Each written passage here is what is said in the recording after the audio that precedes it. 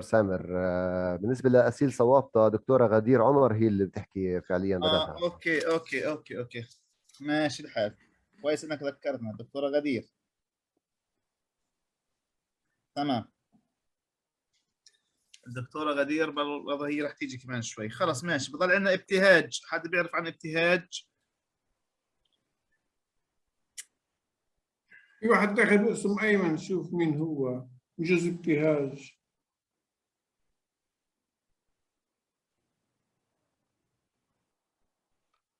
وين في ما هو اللي باسم ايمن كلهم في الباناليست.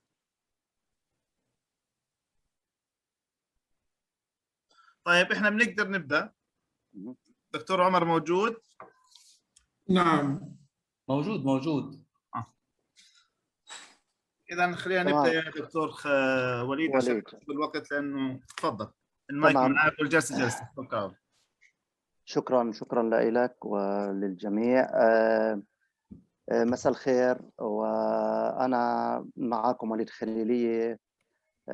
معي الأسوشيتد بروفيسور في البيولوجي والراديو بيولوجي، وعميدا للبحث العلمي والدراسات العليا في جامعة الاستقلال. أنا بشرفني أني أدير هذه الجلسة بوجودكم، وهذه الجلسة تحتوي على 7 متحدثين في مجال Medicinal Plants and Nutrition، وهي الجلسة الخامسة للمؤتمر تاعنا اليوم. في عنا حكينا احنا اسماء المشاركين في الجلسة، فيش داعي نرد نعيدهم كمان مرة لأنه معظمهم موجود. طبعا حسب النظام في 10 دقائق لكل متحدث. الآن أنا يعني حقيقة بدي أرحب وأستضيف أخونا الدكتور عمر حمارشي، اللي بده يحكي عن الليشمانيا Antileishmanial activity of plant extracts derived from medicinal plants in Palestine. خلينا نرحب بالدكتور عمر. هو حقيقة متخصص في الموليكولار بيولوجي في جامعة القدس أبوديس، ورئيسا للدائرة سابقا، وهو له عديد من المنشورات والأبحاث والجوائز القيمة. المنشورات منشورة في international journals، وهو رئيسا للجنة العلمية حقيقة معنا في هذا المؤتمر، ورئيسا للتجمع سابقا. أهلا وسهلا بالدكتور شرف أو عفوا الدكتور عمر حمارشي. تفضل يحكي لنا عن محاضرته إذا بريد. دكتور وليد، يعطيكم العافية جميعا. طبعا شرفني اني يعني اتحدث للمؤتمر، وبتامل انه يعني يكون الموضوع هو جدا attractive للاودينس. I will start with my presentation about antileishmanial activity of plant extracts derived from medicinal plants in Palestine. Actually, we were working with leishmania in the past 15 years. I did my master degree in this field, and I completed my graduate studies towards PhD also in this field, and I worked a couple of years in the leishmania field. So today I will talk about the medicinal plants. بالعربي ليشمانيا عشان مش دارسين احياء شو معناها. ليشمانيا مرض ليشمانيا، طفيلي الليشمانيا. طفيل. So I will talk about medicinal plants from Palestine and their activity against the Leishmania parasite. So this work have been launched as cooperative work between different faculties and different disciplines. We have many collaborators here in chemistry, pharmacy, botany, spectroscopy, and this is led by the biology group. So this kind of work you need like to cooperate with different colleagues. So we started collecting the plant materials. We collected like 100 plant materials from plants, either leaves, shoots, leaves, roots. Sometimes we got seeds, and we dyed all these plants in the shade, and then we extracted with either alcoholic or DMSO. Simply we soaked this plant materials or dyed plant materials, which previously guided finally for several hours to several days, and then we purified them or we filtered them. At the end, we got these beautiful colors that represent different plant materials or plant extracts. Actually, these plant extracts are considered crude. So these are the extracts for the whole plant, everything in the plant. We started to test these crude extracts against Leishmania parasites. We used actually the a strategy or a bioassay called Al-Istiqlal Blue bioassay. We tested 120 extracts, plant extracts, crude plant extracts against Leishmania atopica parasites. So Al-Istiqlal Blue works in this way. Al-Istiqlal Blue, by the way, is it measures the viability of the cells. So by this way, we can estimate that or can evaluate the activity of the plant material. So Al-Istiqlal Blue depends on a dye called isozine. It is blue in color. When it's blue in color, it's not fluorescent. When the cells are viable or healthy cells, it is reduced into the pink form or the pink materials called isoflurane, which is it gives or it's fluorescence, considered fluorescence. So this is the goal of our work. So we need to evaluate the viability of Leishmania parasites. When there's no viability or the viability is reduced, then we can figure out that we have an activity against activity of this crude extract or this plant material against the parasite. So we carried our experiments in triplicates. So in this way, and we used 3 controls. We have the amphotericin B control. The amphotericin B is a drug. It's commonly used to treat Leishmania patients. It's highly effective against Leishmania parasites. We have the parasite-only control. This includes like culture media only, culture media and the parasites only, without any additives, without any plant extracts or any amphotericin. So the final control is blank, which contains only the culture media only, without anything. So we will look visually on the wells. So what we did actually, we cultivate our Leishmania parasites to the log phase, and then we incubated in the culture media with specific concentration of plant material, of plant extract. And then we evaluate the anti-Leishmanial activity using flow cytometry approach. So at the end we got, the results. And sometimes we have, I just want to look here to the controls. The amphotericin B, which is a drug that should be very high, or it has very high anti-Leishmanial activity. The parasite only, without any plant materials, should be very low or should be 0. And the blank should be also very high. Then the viability of the cell, there's no cells at all, there's no parasites at all.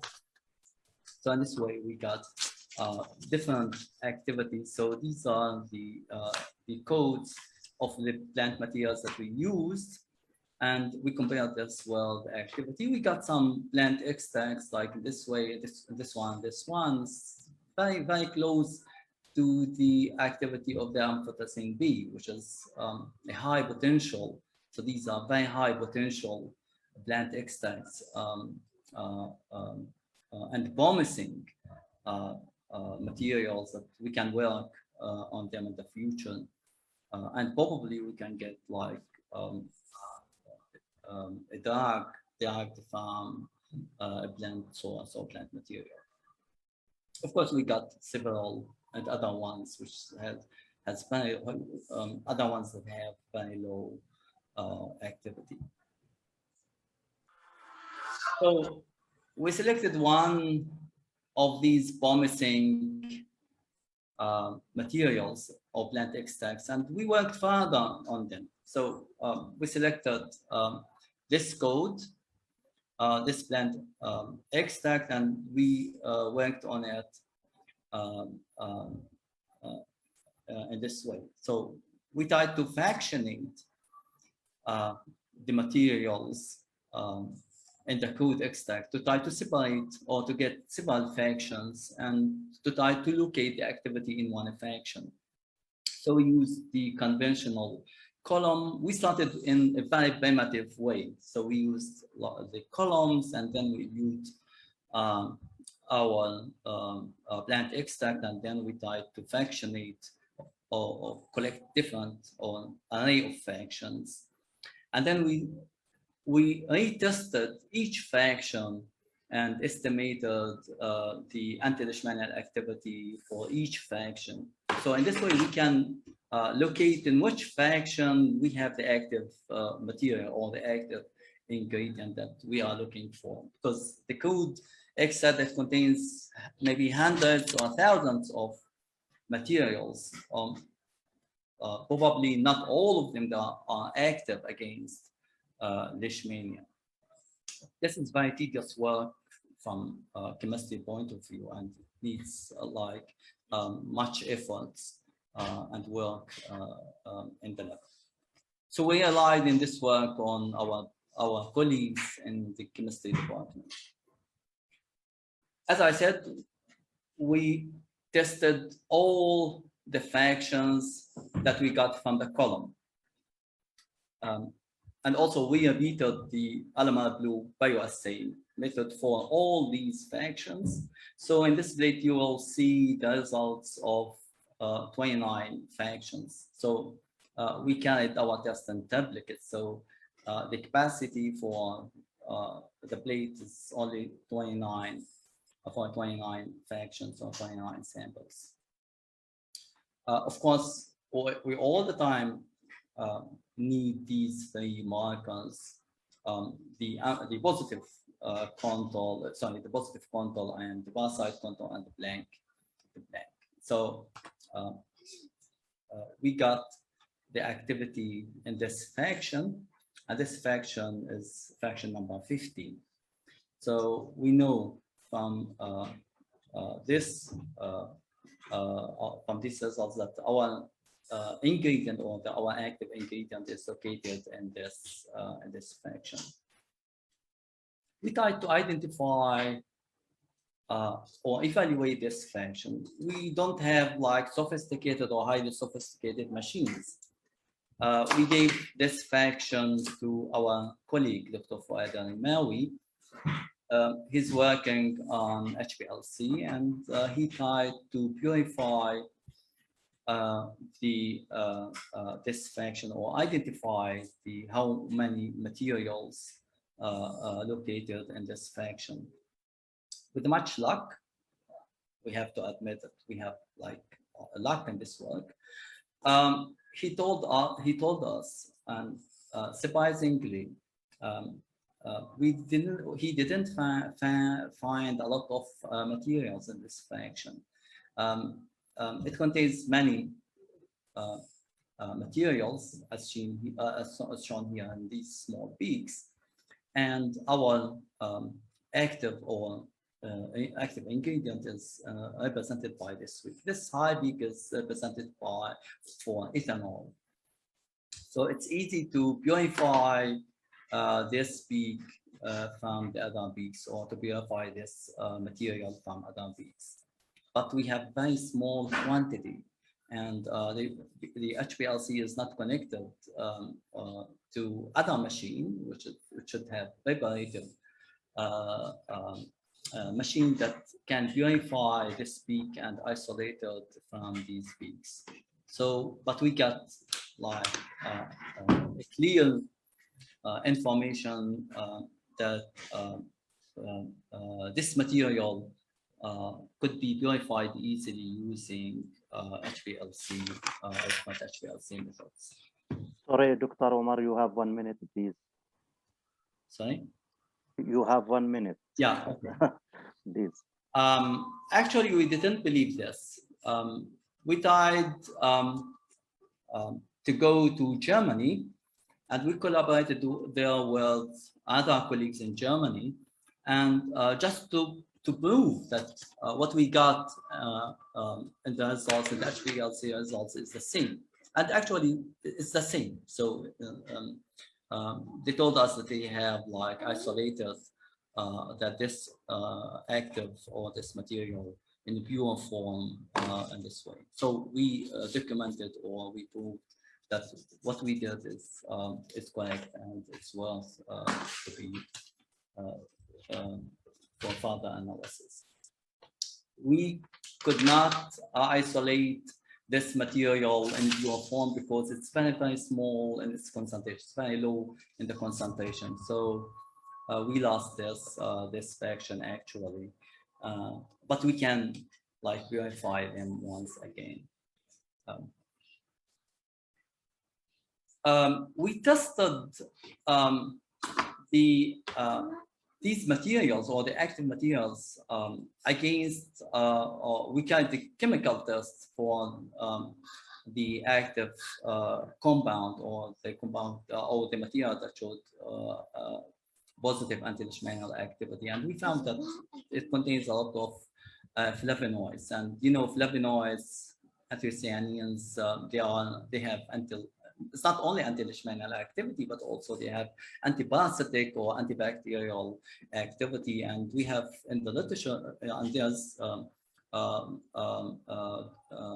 reports in the literature that documents the activity of flavonoids and anthocyanins against parasites. Finally, we were interested to see how this active ingredient affects the parasite. So we carried this EM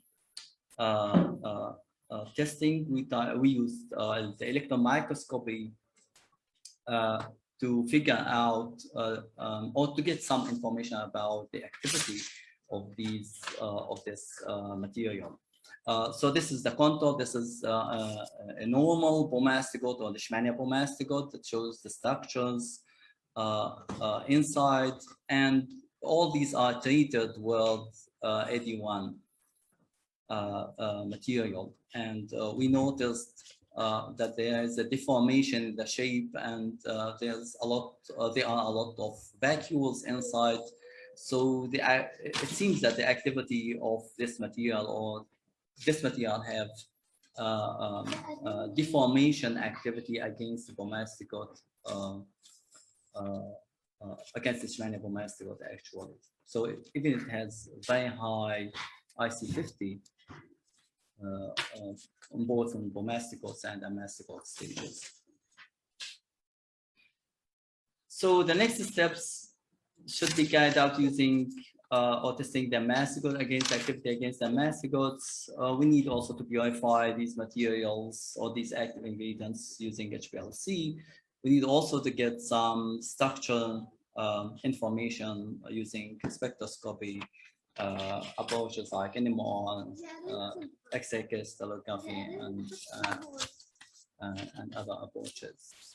So finally, I would like to thank our collaborators, our colleagues from Quds University, and we have collaborators from University of Würzburg, And this project is partly funded by small grant from Palestinian Institute of Higher Education and Quds University. Thank you. Thank you. شكرا كثير دكتور عمر على هذه المحاضرة القيمة اللي عرضت لنا فيها يعني ميثودولوجي بشكل واضح وريزالتس، والتسلسل العلمي كان واضح، والنتائج الجيدة اللي حصلتوا عليها انكم حددتوا بعض الفراكشنز اللي هي لها اكتيفيتي على انتي-ليشمانياسيس. نترك المجال إذا في حدا من الحضور حابب يسأل الدكتور عمر.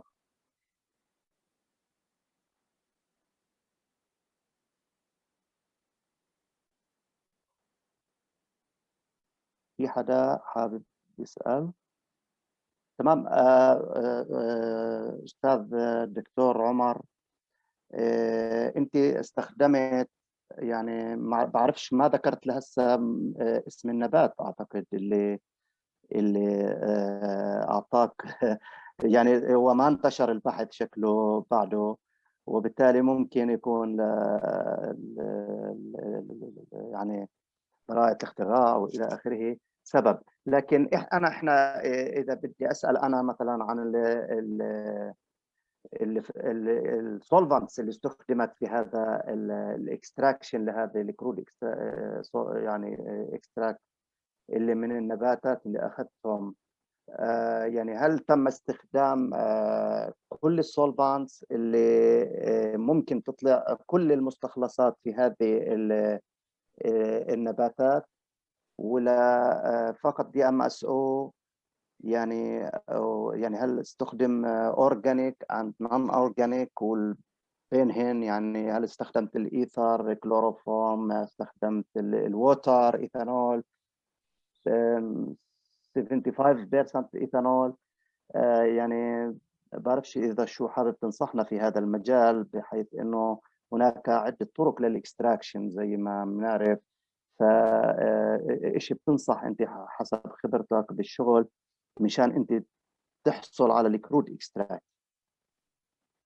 تفضل.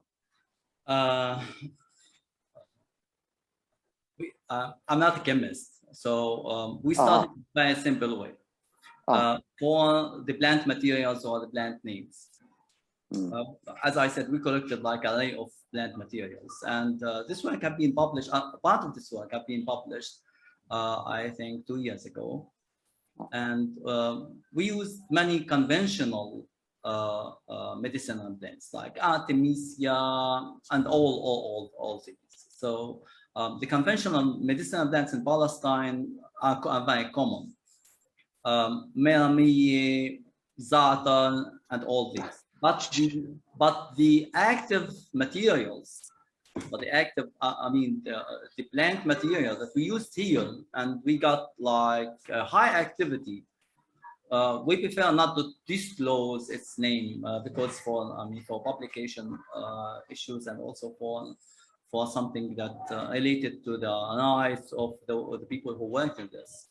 But I can say there's a publication available with like tested plants and with the IC50 results for each plant material.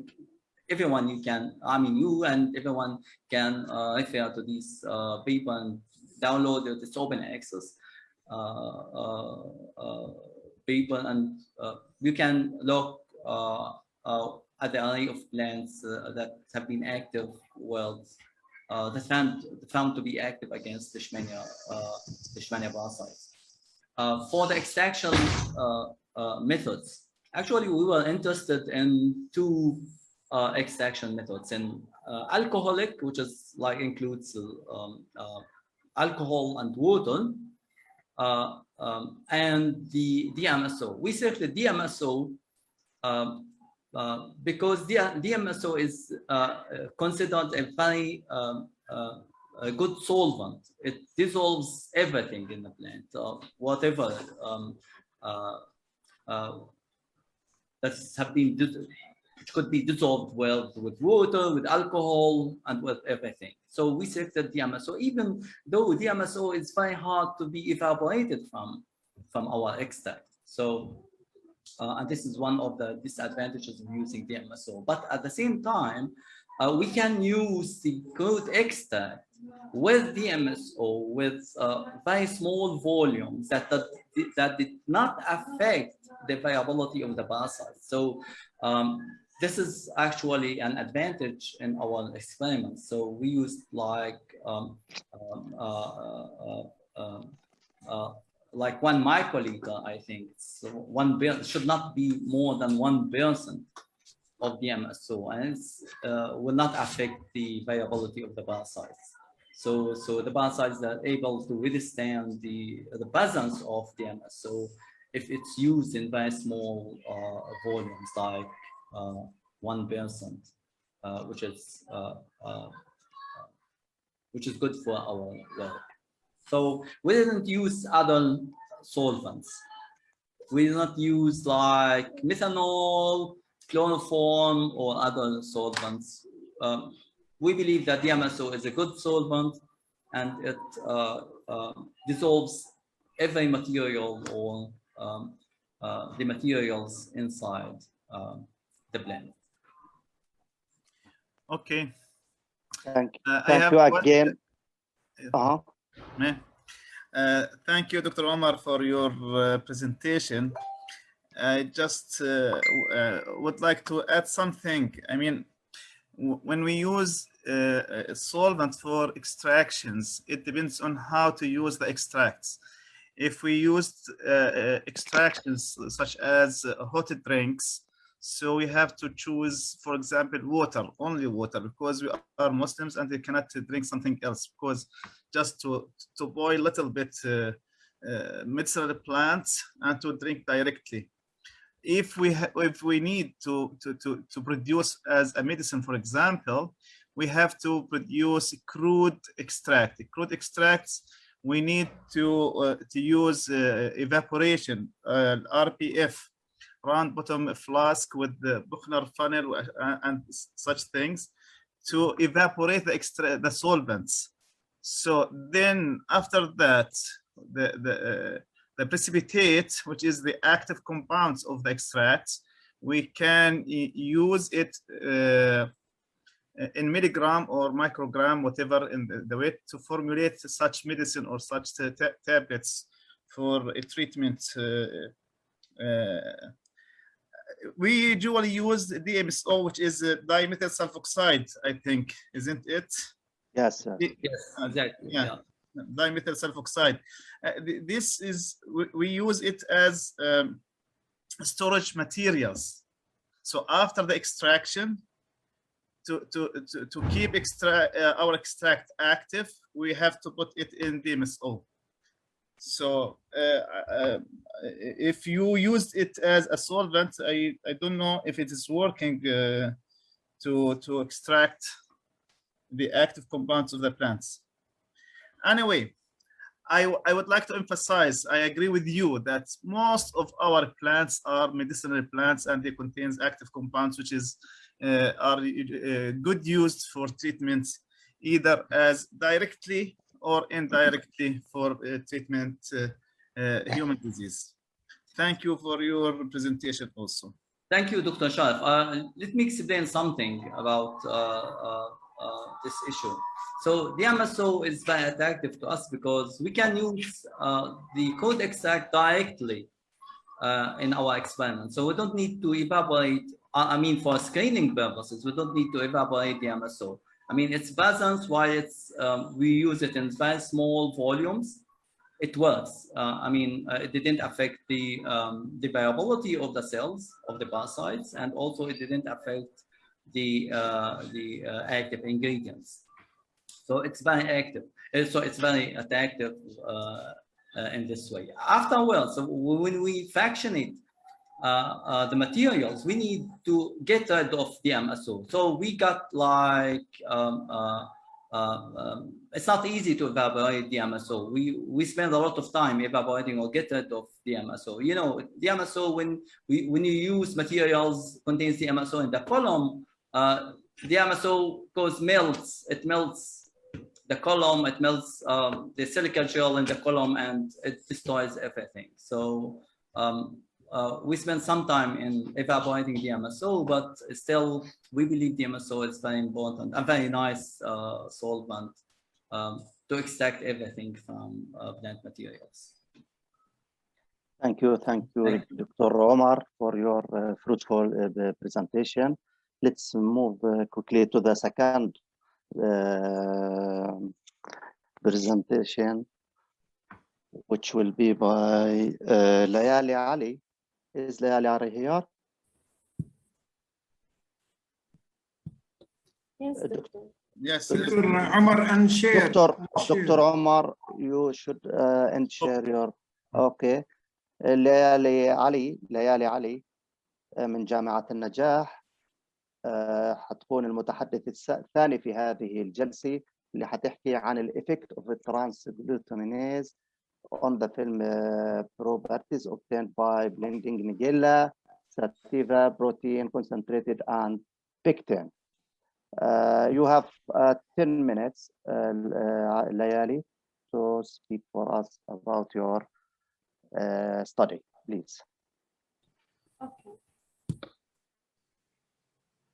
Thank you, Dr. Walid, for introducing me and thank you for Palestinian Biological Society that allowed us to share our experience in this conference.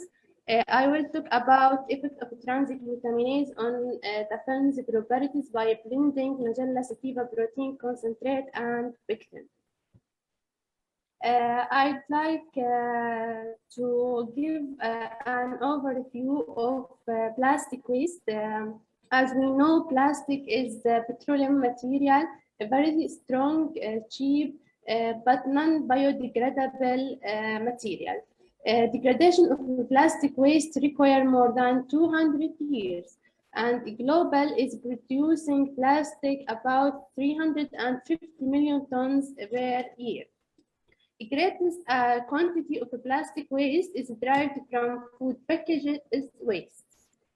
So accumulation of these waste in the environment lead to plastic pollution that may cause suffocation for many marine organisms, or overlapping or accumulation of these waste can or has a toxic effect on soil fertility. So researchers suggested many solutions to solve a problem of plastic waste disposal.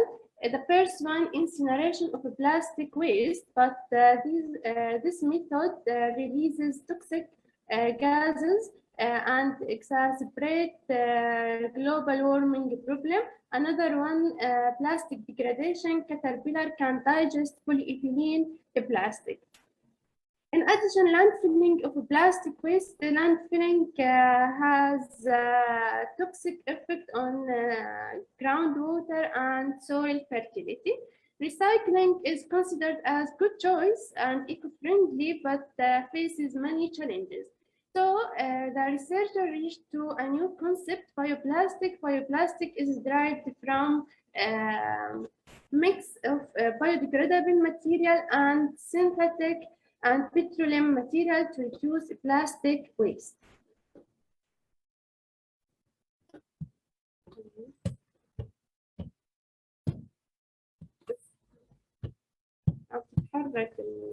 Slide. Continue. You have any problem? علقت؟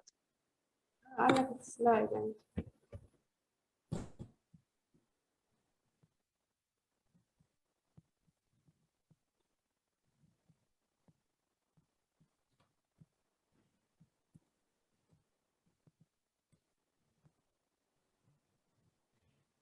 Okay. There are many plastic applications as shown in the slide. Bioplastic still contains synthetic material, so the researchers have recently developed edible films. Edible films mean primary packaging made from biodegradable material, natural material used for drugs and food packaging.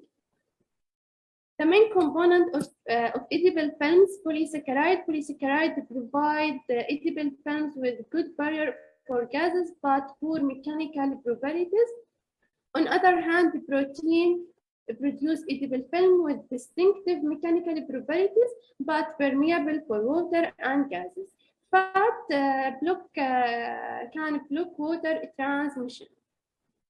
Polysaccharide and protein-based edible film have advantage and disadvantage. So we proposed the strategic improvement of edible films through blending protein with polysaccharide and cross-linkage by enzyme. So objectives of the study were blending protein with polysaccharide, then enhancement and improvement edible film properties through cross-linkage by TGAs, then evaluation of mechanical properties and thickness to evaluate water content, uptake, and biodegradability rate. The materials were used in this study: Nigella sativa protein concentrate that got it from Hitnawi factory.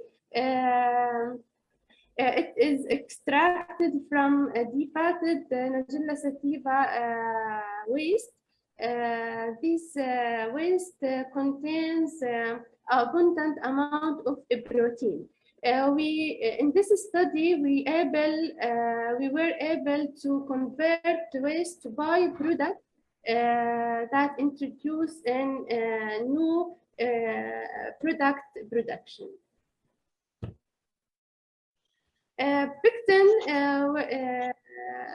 using pectin as a polysaccharide because it's safe, has polymeric matrix, gases barrier, and bioactive component carrier. And TGAs, microbial TGAs, can introduce isopeptide bond between vitamin and lysine within protein sequences to improve film properties. Using glycerol as plasticizer to increase elasticity because it's cheap, available, and safe. In summary methodology, the first step, extraction of protein, the second, preparation of films, the third, evaluation of films properties, the thickness and mechanical properties, water content, water uptake of films, and biodegradable test. In details, protein extraction carried out through grinding defatted waste for 5 minutes and dissolving it in the distilled water and stirring for 2 hours. Then adjusted pH at 12 to solubilize protein. Then centrifugation for 20 minutes. And collection of supernatant and adjusted pH of solution at 5.4 isoelectric point to precipitate a protein, then centrifugation for 20 minutes and collection the belt drying to and reduce Nigella sativa protein concentrate 50% of protein as shown in the slide. A preparation of films carried out through blending Nigella sativa concentration with different concentration of pectin, 0, 10 milligram, 60 milligram, and 40 milligram, and adjusted pH at 7.5 and stirring for 30 minutes. Then adding glycerol 30%, then stirring for 30 minutes. Some sample with 2 different concentration of TGAs, 10 unit TGAs per gram protein and 20 unit TGAs per gram protein. Another sample without TGAs, all incubated at 37 Celsius for 2 hours in water bath, then pouring on petri dish and drying. Finally, peeling of film as shown in the slide. Evaluation of film properties, we use the micrometer for thickness measurement and analyzer to calculate mechanical properties, Young modulus, tensile strength, and elongation at break. Then we selected the films with optimal mechanical properties to evaluate water content and water uptake and biodegradability rate. Evaluation of water content through difference of weight of sample before and after drying, and water uptake, evaluation of water uptake through difference of weight before and after put sample in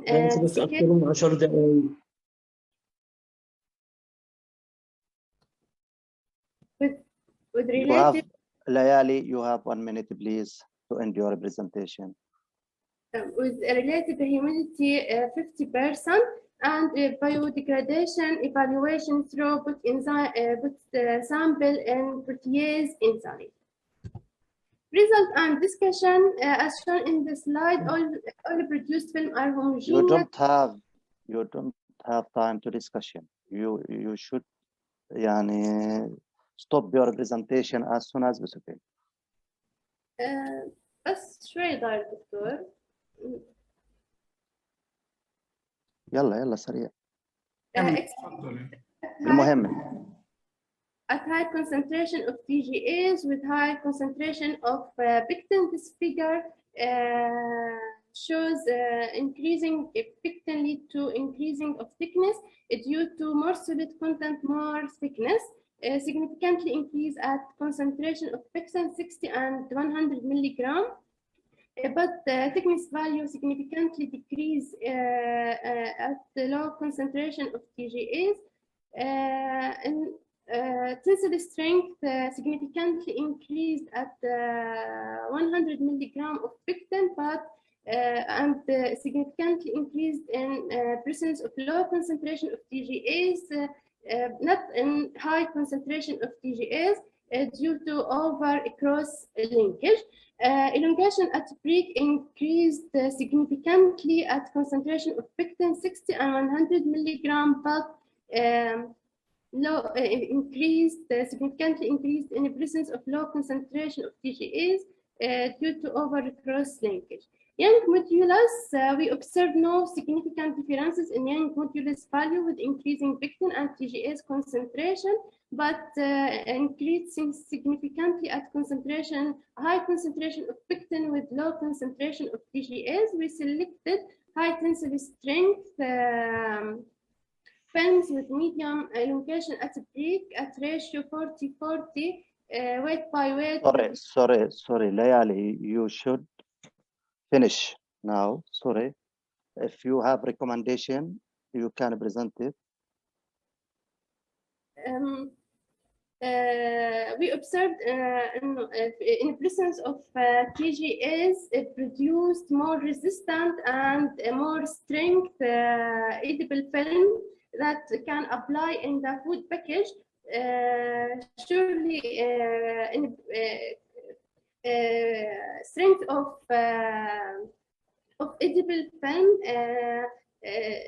can يعني معناه ممكن يكون أقوى عندما يتعرض لظروف external forces خلال during storage and transportation and processing. شكرا ليالي، يعطيك العافية. إذا مضطرين نقاطعك لأنه في ناس بيستنوا في جلسة مسائية كمان، شكرا للموضوع المهم اللي طرحتيه حقيقة والجهود اللي بذلت. بنترك المجال سريعا إذا في حد بحب يوجه سؤال للأستاذة ليالي من الحضور.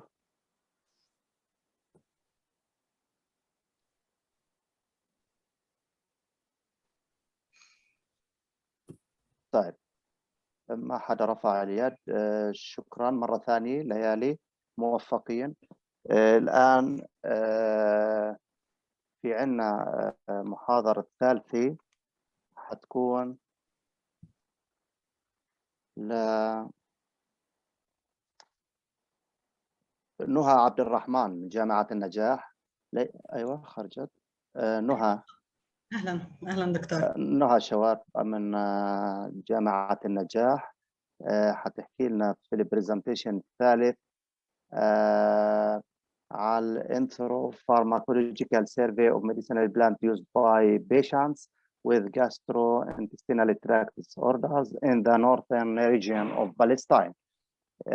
خلينا نسمع مع بعض الأستاذة نهى. تفضلي، معك 10 دقائق لو سمحت. إن شاء الله. السلام عليكم ورحمة الله. Our study is an ethnopharmacological survey of medicinal plants used by patients with gastrointestinal tract disorders in the northern region of Palestine. The objectives of our research is documenting the traditional uses of medicinal plants used to treat different gastrointestinal tract disorders in Palestine, to evaluate the efficacy of a plant species based on the review of literature, and highlighting the major plant species used for treating each type of gastrointestinal tract disorders and the main plant part used. Now, we know that the main cause of morbidity in developing countries is the gastrointestinal tract disorders, and using medicinal plants for treating this type of disorder is common practice among indigenous communities.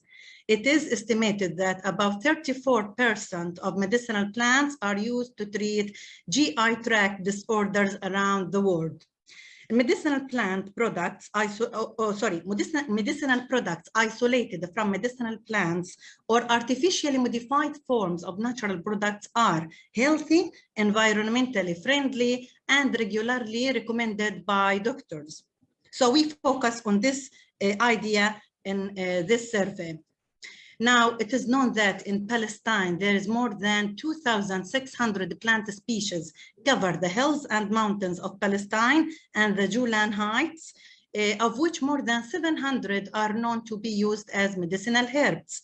And according to a recent ethnopharmacological survey for Dr. Ali, there is for 120 informants living in Palestine, they found that at least 63 reliable plant species are still in use for the treatment of skin, urinary system, gastric system, prostatic diseases, cancer, and other diseases. The present study was performed at outpatient clinics in the northern regions of Palestine, Jenin, Tulkarem, Khalilia, and Nablus, in a cross-sectional observational design during the period from August to November 2018. And this figure shows the map of West Bank and the countries in interest.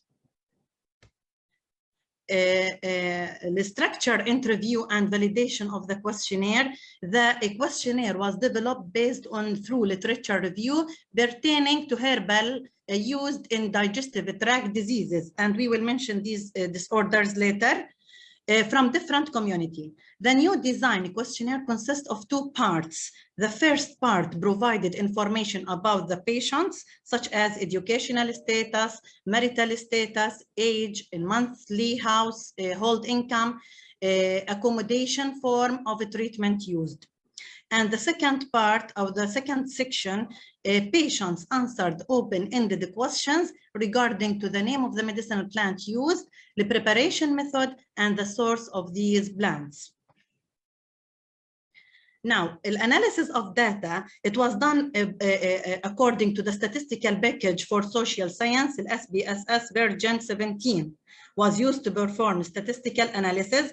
we focus on 3 statistical variables: FIC, FL, and UV. FIC mean the factor of informant's consensus. It was employed to indicate the homogeneity of the information. High values of FIC close to 1 occur when there is a well-defined selection criterion in the community. FL referred to the fidelity level.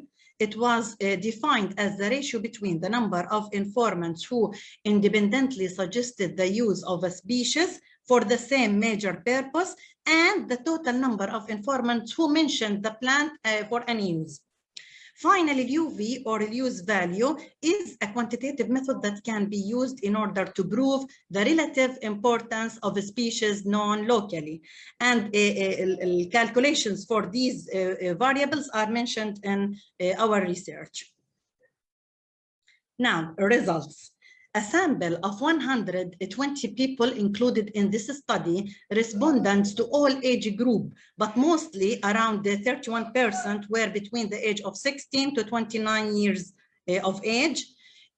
Most 64.2% being from university educated backgrounds, 64.2% were of medium incomes, 68% were married, 63.3% lived in a village, and most of them obtained their information from relatives and friends.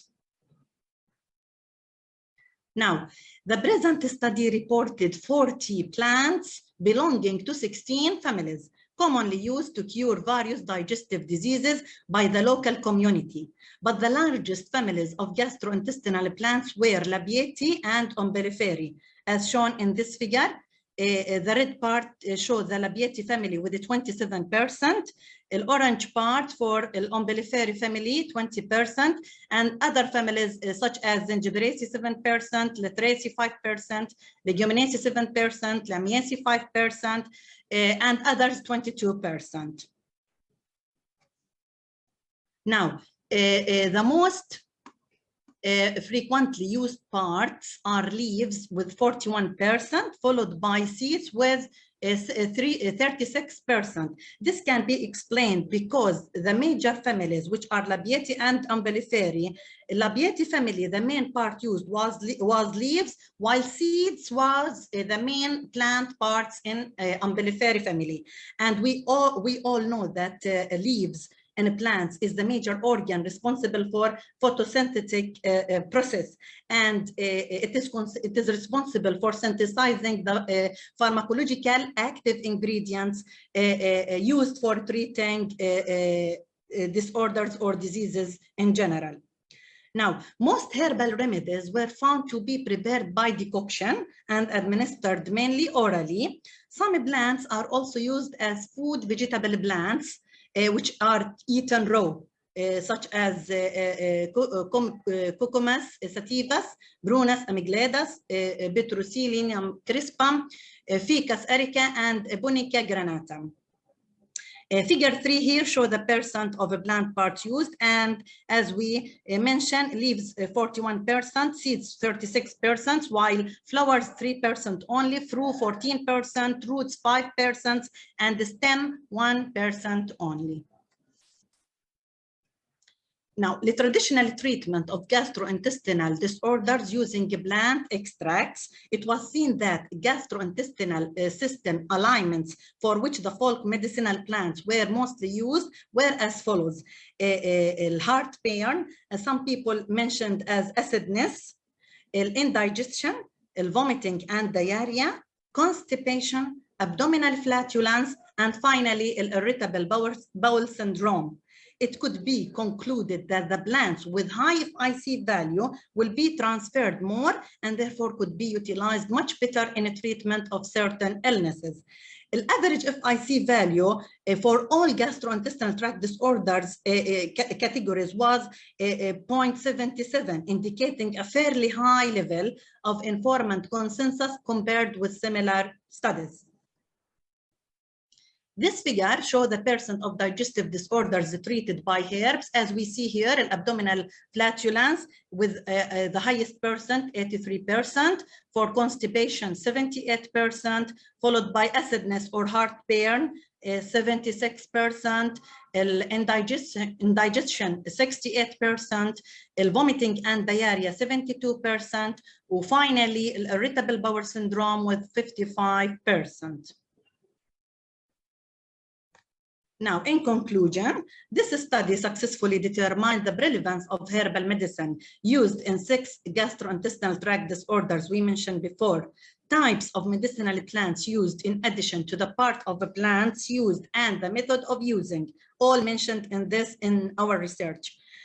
Up to our knowledge, this study is the first study in Palestine that explored the use of medicinal plants in GI disease. It was found that the local population uses 40 plants from 16 separate families. Most of them grow in the wild and some are cultivated. People use these plants by drying, decoction, or infusion during all seasons of the year.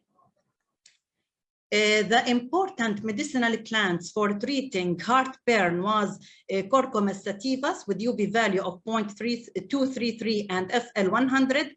For treating indigestion, Mentha piperta with UV value of 0.208 and FL 34.24. Plant used for vomiting and diarrhea is Saliva officinalis with UV of 0.275 and FL 53. For constipation, Bambanilla anisum with UV of 0.167 and FL around 31. Cominum cinnamon with UV of 0.233 and FL around 72 for abdominal flatulence. And finally, Mentha piperta with UV of 0.133 and FL around 22 against irritable bowel syndrome. And here we can see that the Mentha piperta is the main plant used for 2 disorders, which is irritable bowel syndrome and indigestion. The most commonly used sections of the plants were leaves and seeds. The FIC value found to be fairly high, 0.77. It may therefore be a good indication that the data collected are accurate or fairly accurate. This study published at An Najah journal in the final volume. I hope you find my presentation useful, and thanks for attendance. Sure, it's useful. Thank you, Nuha Shawareb والفريق على هذا الدراسة القيمة اللي عملتوها، ونتمنى لكم التوفيق. إذا في حدا من الحضور، في عندي هون حدا رافع إيده، دكتور صالح موافي. دكتور صالح موافي. أيمن الحج داود. دكتور أيمن أنت ميوت يا دكتور أيمن، تفضل. مش أنا اللي داخل على رابطي هذا، بس ممكن مين هو؟ يحكي لنا يحكي شو اسمه؟ مين اللي رافع؟ إيش دكتور وليد؟ أهلين دكتورة غدير. في حدا معلش بنخلص البرزنتيشن. إذا في مجال تفضل. مين معنا؟ معك عادل السلايمي. عادل السلايمي. نعم. انت داخل باسم ايمن الحج داود. دكتور ايمن معلش اعذرنا، تفضل. انا دخلت، انا صار في عندي مشكله ودخلت من على التلفون. ما يهمك استاذ ايمن، تفضل. اوكي. والله في الكونكلوجن انا حابب بس اعرف شو الاسم العربي او الدارج للنباتات في كل حاله من الحالات، يعني كويس. حقك يا سيدي، تفضلي. بالنسبه خلينا نحكي بالعربي احسن. الهارت بيرن قصنا فيها حرقه المعده، في ناس بسموها هارت بيرن او اسيدنس. كان احسن شيء الكركم. ايوه. فور اندايجيشن اللي هي المغص، منثى ببرتا اللي هو النعنع. للفوميتنج والدياريا اللي هي الاسهال او المراجعه، السلايفا اوفيسيناليس، بعرفش بس اذا حدا بيساعدني اللي هو المقصود فيها هي شيء من مشتقات النعنع. شيء من مشتقات النعنع اعتقد نبته. سالفيا يمكن تكون الميراميه. سالفيا الميراميه. اوكي. يس صحيح. for constipation يعني الإمساك، البنبنيلا أنيثم اللي هو اليانسون. وعندنا كمان برضه فور الكومينم سينامم اللي هي للابدومينال فلاتولانس اللي هو المغص المعوي او بعرفش كيف بالعربي يعني. اعتقد الكومينم اللي هو الكمون، ماشي. والمنثى ببرتا اللي هي برضه النعناع للإريتابل باور سندروم اللي هي حاله مرضيه بسموها الإريتابل باول سندروم، اللي هي شعور بعدم الارتياح. هي حالة مرضية يعني مش نتيجة أكل معينة، يعني في أشخاص بيكونوا مصابين بهاي الحالة. شكرا. الإريتابل كولون. هو أنا صراحة البكالوريوس تبعي صيدلة والماستر تبعي أورجانيك كيمستري، فدمجت ما بين التخصصين في هاي الدراسة. أنا اشتغلت في دراسات على نباتات، عملنا لهم اكستراكشن وشفنا فوائد الطبية فيهم، فاستهواني موضوع السيرفي. أستاذ نهى شكرا كثير. شكرا يعطيك العافية. وصلت الله يعافيكم المعلومة. بس أنا عندي يعني كمان إذا فيش حدا بده يسأل، أنتوا عملتوا سيرفي على الناس الامراض في اللي فهمته؟ نو لا ناس ان جنرال بشكل عام. تمام. هلا اللي بدنا نساله، هل عملتوا سيرفي للناس اللي بتداووا بالاعشاب او اللي بيبيعوا او بيداووا اعشاب مثلا؟ يعني في عندك استخدمنا كان فئات.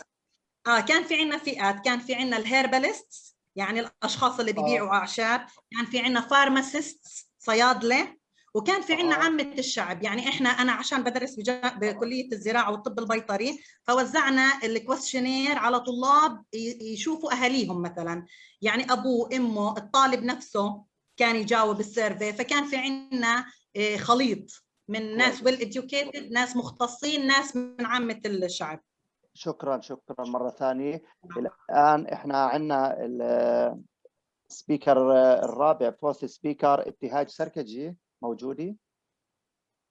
دكتور ابتهاج سركجي من جامعة النجاح، حتحكي لنا في الموضوع in vitro activity of some medicinal plants on blood coagulation المرة هذه. تفضلي اعرضي لنا البرزنتيشن، المايك معك. Thank you. Hello everyone, my name is Ibtihaj Surekji. Today I will present to you our project, which is in vitro activity of some medicinal plants on blood coagulation. Now I'll start with introduction. Medicinal plants have been used for decades by a significant fraction of population and is still used in healthcare throughout the world, as 80% of Asia and Africa's population use them in the treatment of diseases including blood disorders. Medicinal value of these plants according to the relies on some chemical substances that found on these plants, such as alkaloids, flavonoids, terpenoids, and other one. These chemical compounds play a very important role in physiological action on the human body. All these compounds play a very important role in treatment of different diseases. So in our current research, we worked on 6 different plants. These plants was chosen according to their medical history in various fields. These plants are Isons hispanicum, Centaurea hylolepis, Heliotropium maris mortoi, Peritaria judaica, Polygonium arenarium, and Verbascum senatum. However, to date, there is no previous studies about these plants on blood coagulation, which is closely related to thromboembolic diseases, such as pulmonary emboli, deep vein thrombosis, and heart attacks. And these diseases have been found that they are the third most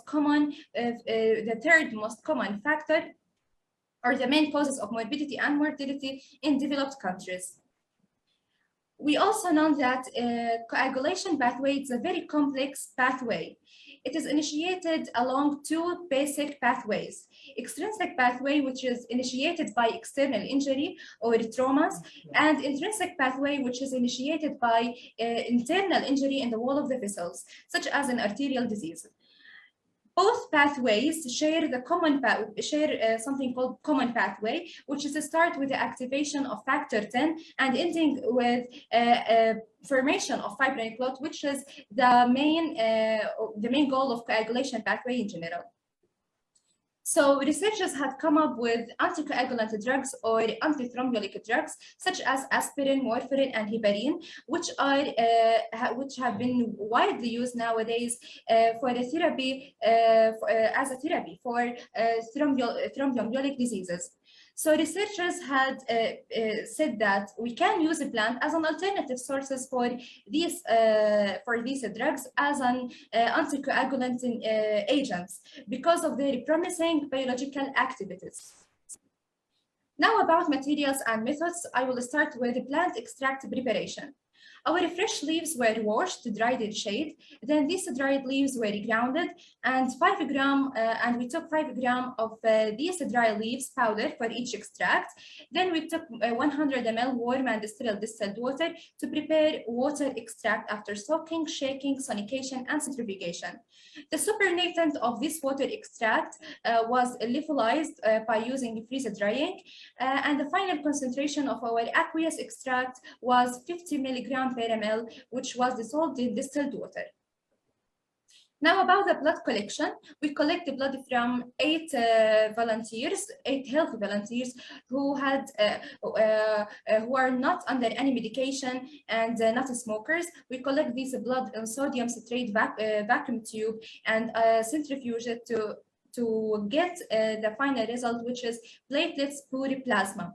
This plasma was gone under 2 different tests by digital coagulation analyzer. The first test was prothrombin time. We used a standard reagent kit from a human company. 50 microliter from platelets pure plasma was incubated with 50 microliter from each plant extract for 5 minutes, and then BT clotting time was recorded directly after the addition of 100 microliter of BT reagent. The second assay, which is activated partial thromboplastin time, we use a BTT reagent kit from human companies, and 50 microliter from platelets pure plasma was incubated with 50 microliter from each plant extract for 2 minutes, and then 50 microliter from BTT reagent was added and incubated for further 3 minutes. The BTT clotting time was recorded directly after the addition of 100 microliter of calcium chloride solution. Now about the statistical analysis, we used the program SPSS program with 2 tests, one way ANOVA and post hoc, to determine if there was a significant difference among the plant species extracts related to the control. The p-value, which was considered to be significant in our research, was less than 0.05.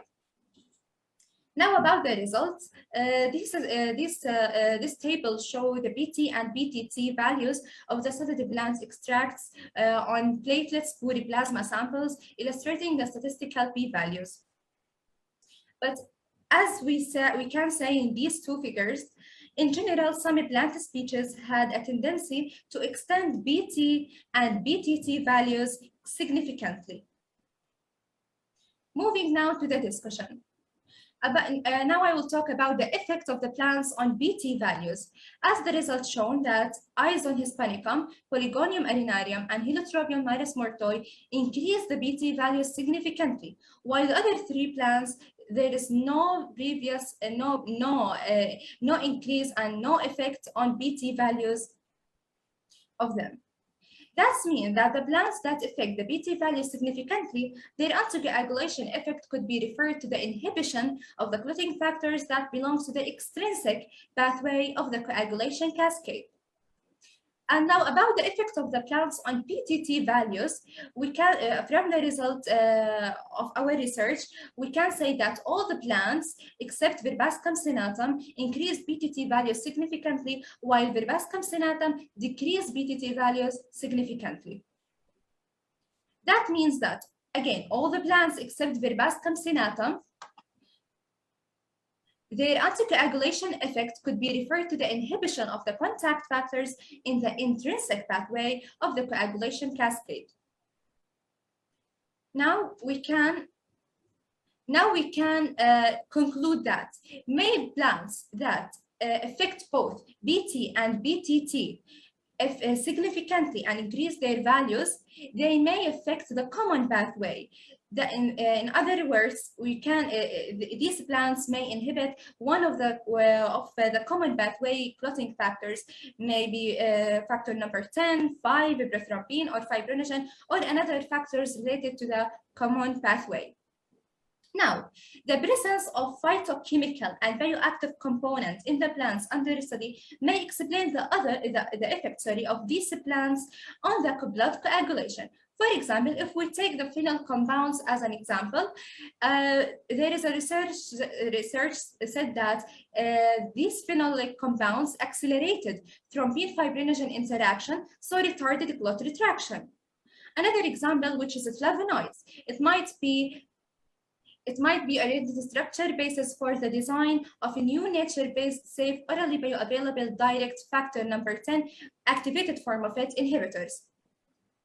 Tannins, it significantly prolonged the plasma clotting because it worked on inhibition of the thrombin protein. About terpenoids, it inhibits platelets aggregation. About alkaloid, it has antiplatelet. It has antiplate aggregation activity. These plant alkaloids are very versatile and interfere with various mediators of clot formation. Now about recommendations. In vivo studies, first recommendation in vivo studies to observe the effect of these plant extracts, either administered orally or by injection, on blood coagulation of experimental animals. Specific determination studies about certain blood coagulation factors that affected by these plant extract using the specific kits. Testing the effect of these plants in different harvest seasons and by using different parts of a plant like roots, stems, seeds, etc. Phytochemical analysis to find out the plant's components, followed by docking studies. And finally, cytotoxicity test, especially for high doses. Thank you for your listening. Is there any question? Thank you again, ابتهاج سركجي والفريق الباحثين معك أو الباحثات. دراسة جيدة وممتعة. شكرا. كويس. في حدا من الحضور حابب يسأل ابتهاج وفريقها؟ تمام ابتهاج، يعني لو انه انا يعني جيت اسالك، هذه النباتات بتعرفيها انت اللي اشتغلتي عليها؟ احنا استخدمنا نباتات تم احنا استخدمنا نباتات تم جمعها من معشبة جامعة النجاح بمساعدة الدكتورة غدير عمر. ممتاز، يعطيك العافية، شكرا لك ولغدير. بس بدي اسالك، درستي عنهن هذه النباتات شيء؟ هل ممكن نقول انه في منها بعضها سام مثلا؟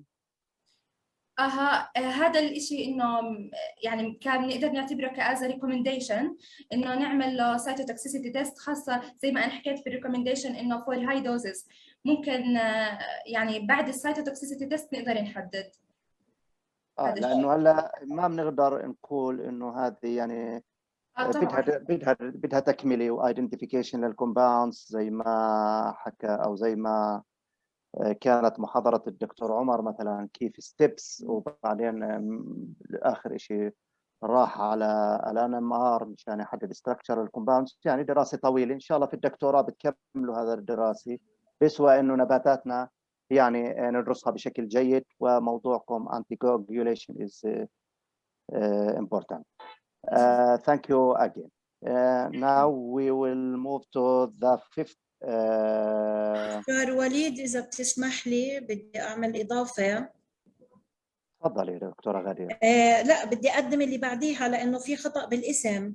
المفروض هذا مشروع تخرج الموضوع القادم، لطلاب، فطلبنا من طلاب تفضلي واعتذروا.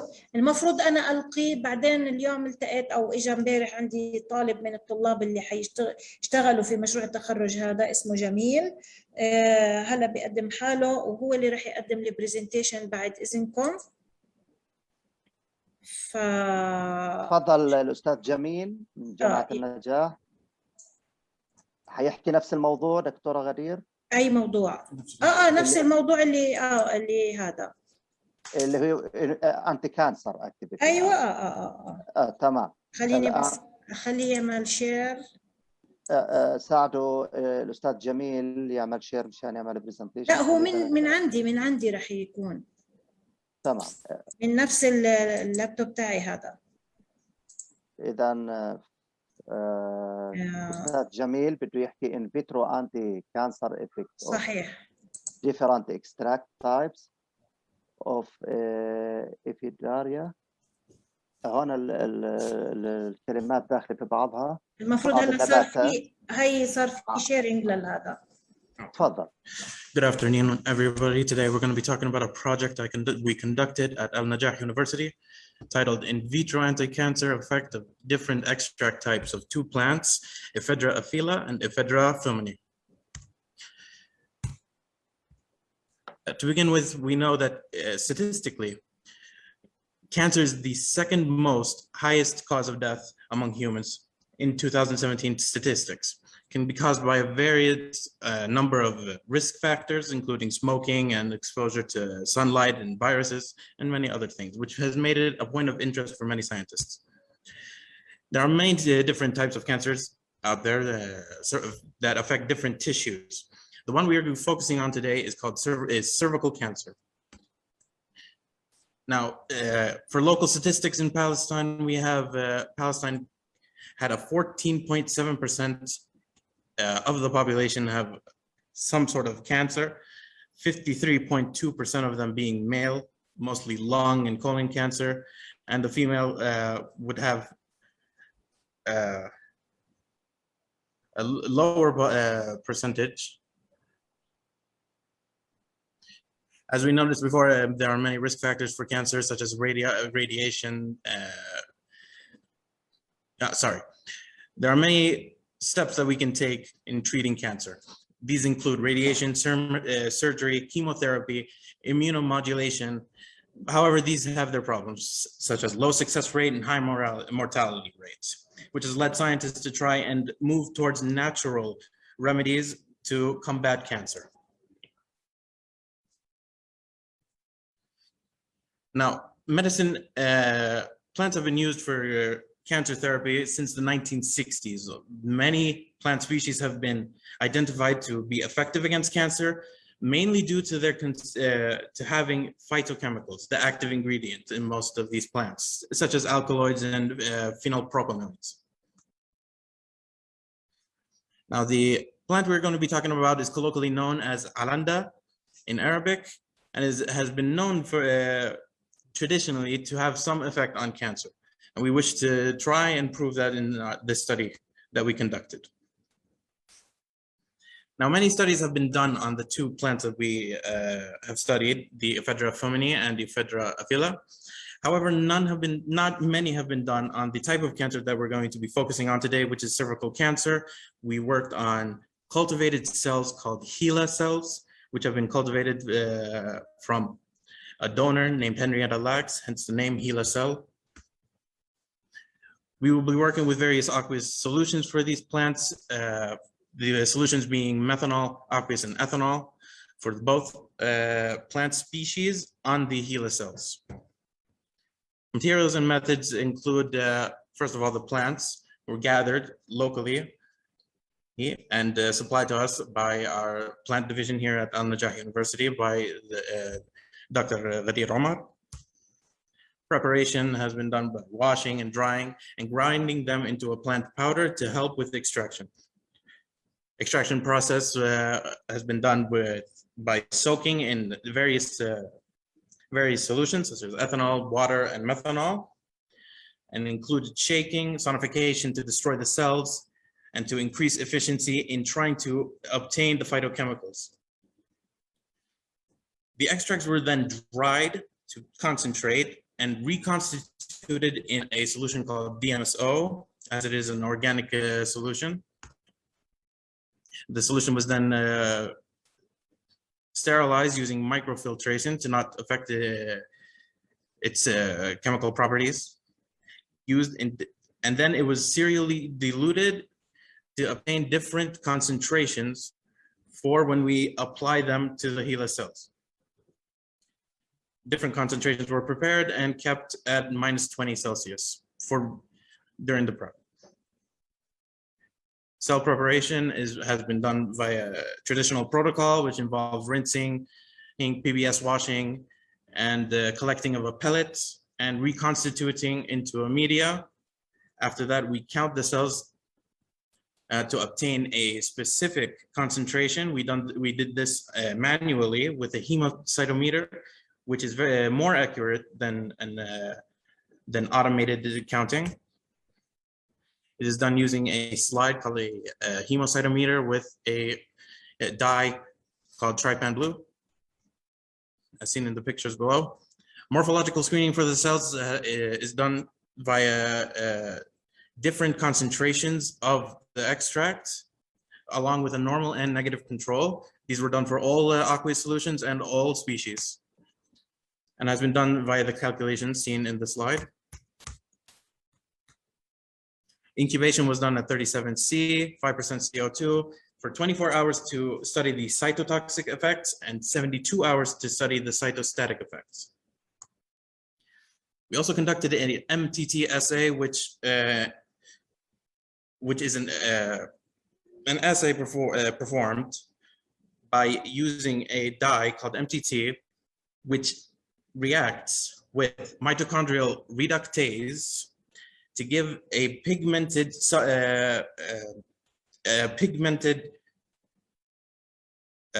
chemical that we can then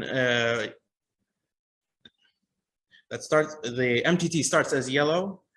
It is affected by mitochondrial reductase and becomes a different color, a red-violet color, which we will use to calculate viability of the cells.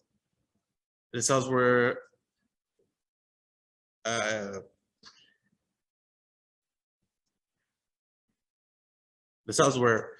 transferred into a 96 well plate with the concentration,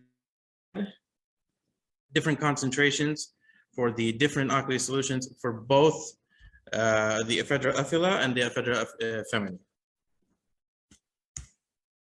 Incubation was done in the same conditions, 24 hours for cytotoxic, 72 hours for cytostatic. And the normal traditional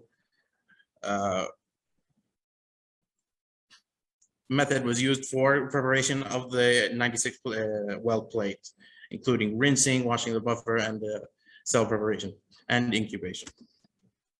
Here is a picture of what the results can look like. You see the changes in color. The more red or violet, the more viable the cells were, which means the extract was less effective. And the viability was calculated with the formula shown in the slide.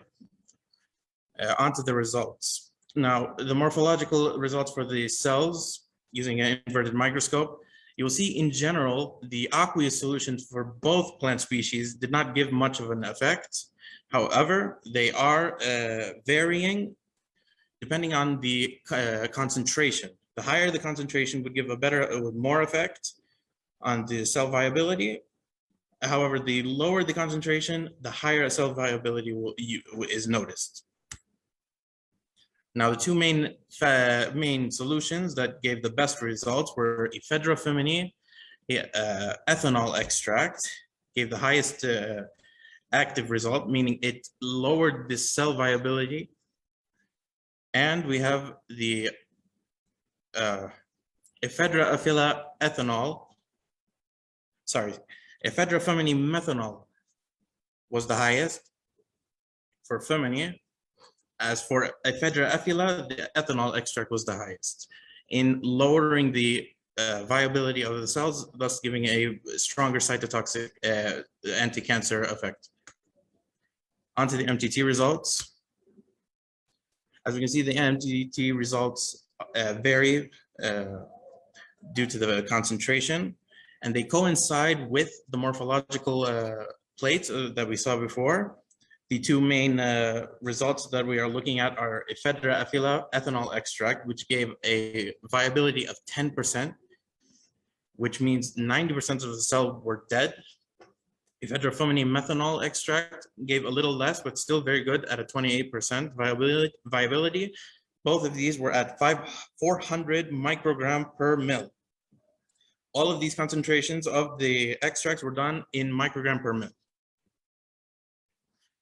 The charts, here's more chart graphs showing the MTT results. As we can see, the aqueous solution is the least effective.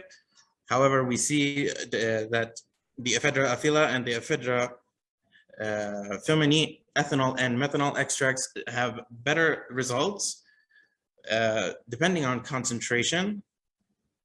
They are switched in a few in different species, such as the ephedra aphylla being higher in its methanol, in its ethanol extract, more than so than the ephedra feminine.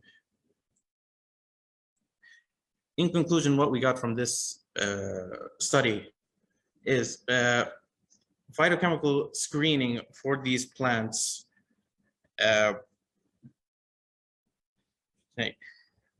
showed that the different extract type that we use has a huge effect on how it works as an anti-cancer agent due to the differences in phytochemicals such as alkaloids, flavonoids, and tannins. We also, our goal here is to use these phytochemicals in and try and discover their anti-cancer probabilities, whether we use them for cytotoxic killing cells or cytostatic, which is more preferred when dealing with cancer, lowers the growth rate, and is more effective when treating cancer than cytotoxic because it could be harmful for normal cells.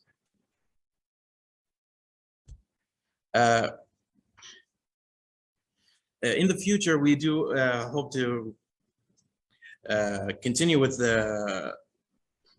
studying these two plants, especially their anti-tumor agents, or we can use them in therapy alone, simple natural therapy, or in conjunction with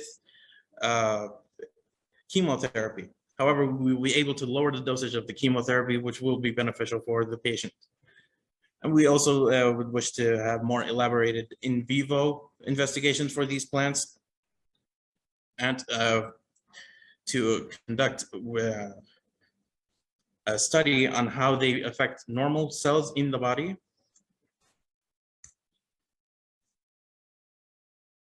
And as we said, this study in general supports the idea that some traditional medicine, traditional plant medicine, that it has been colloquially known to help cancer, could have some scientific background supporting it, and should be an interest of study for scientists going on forward.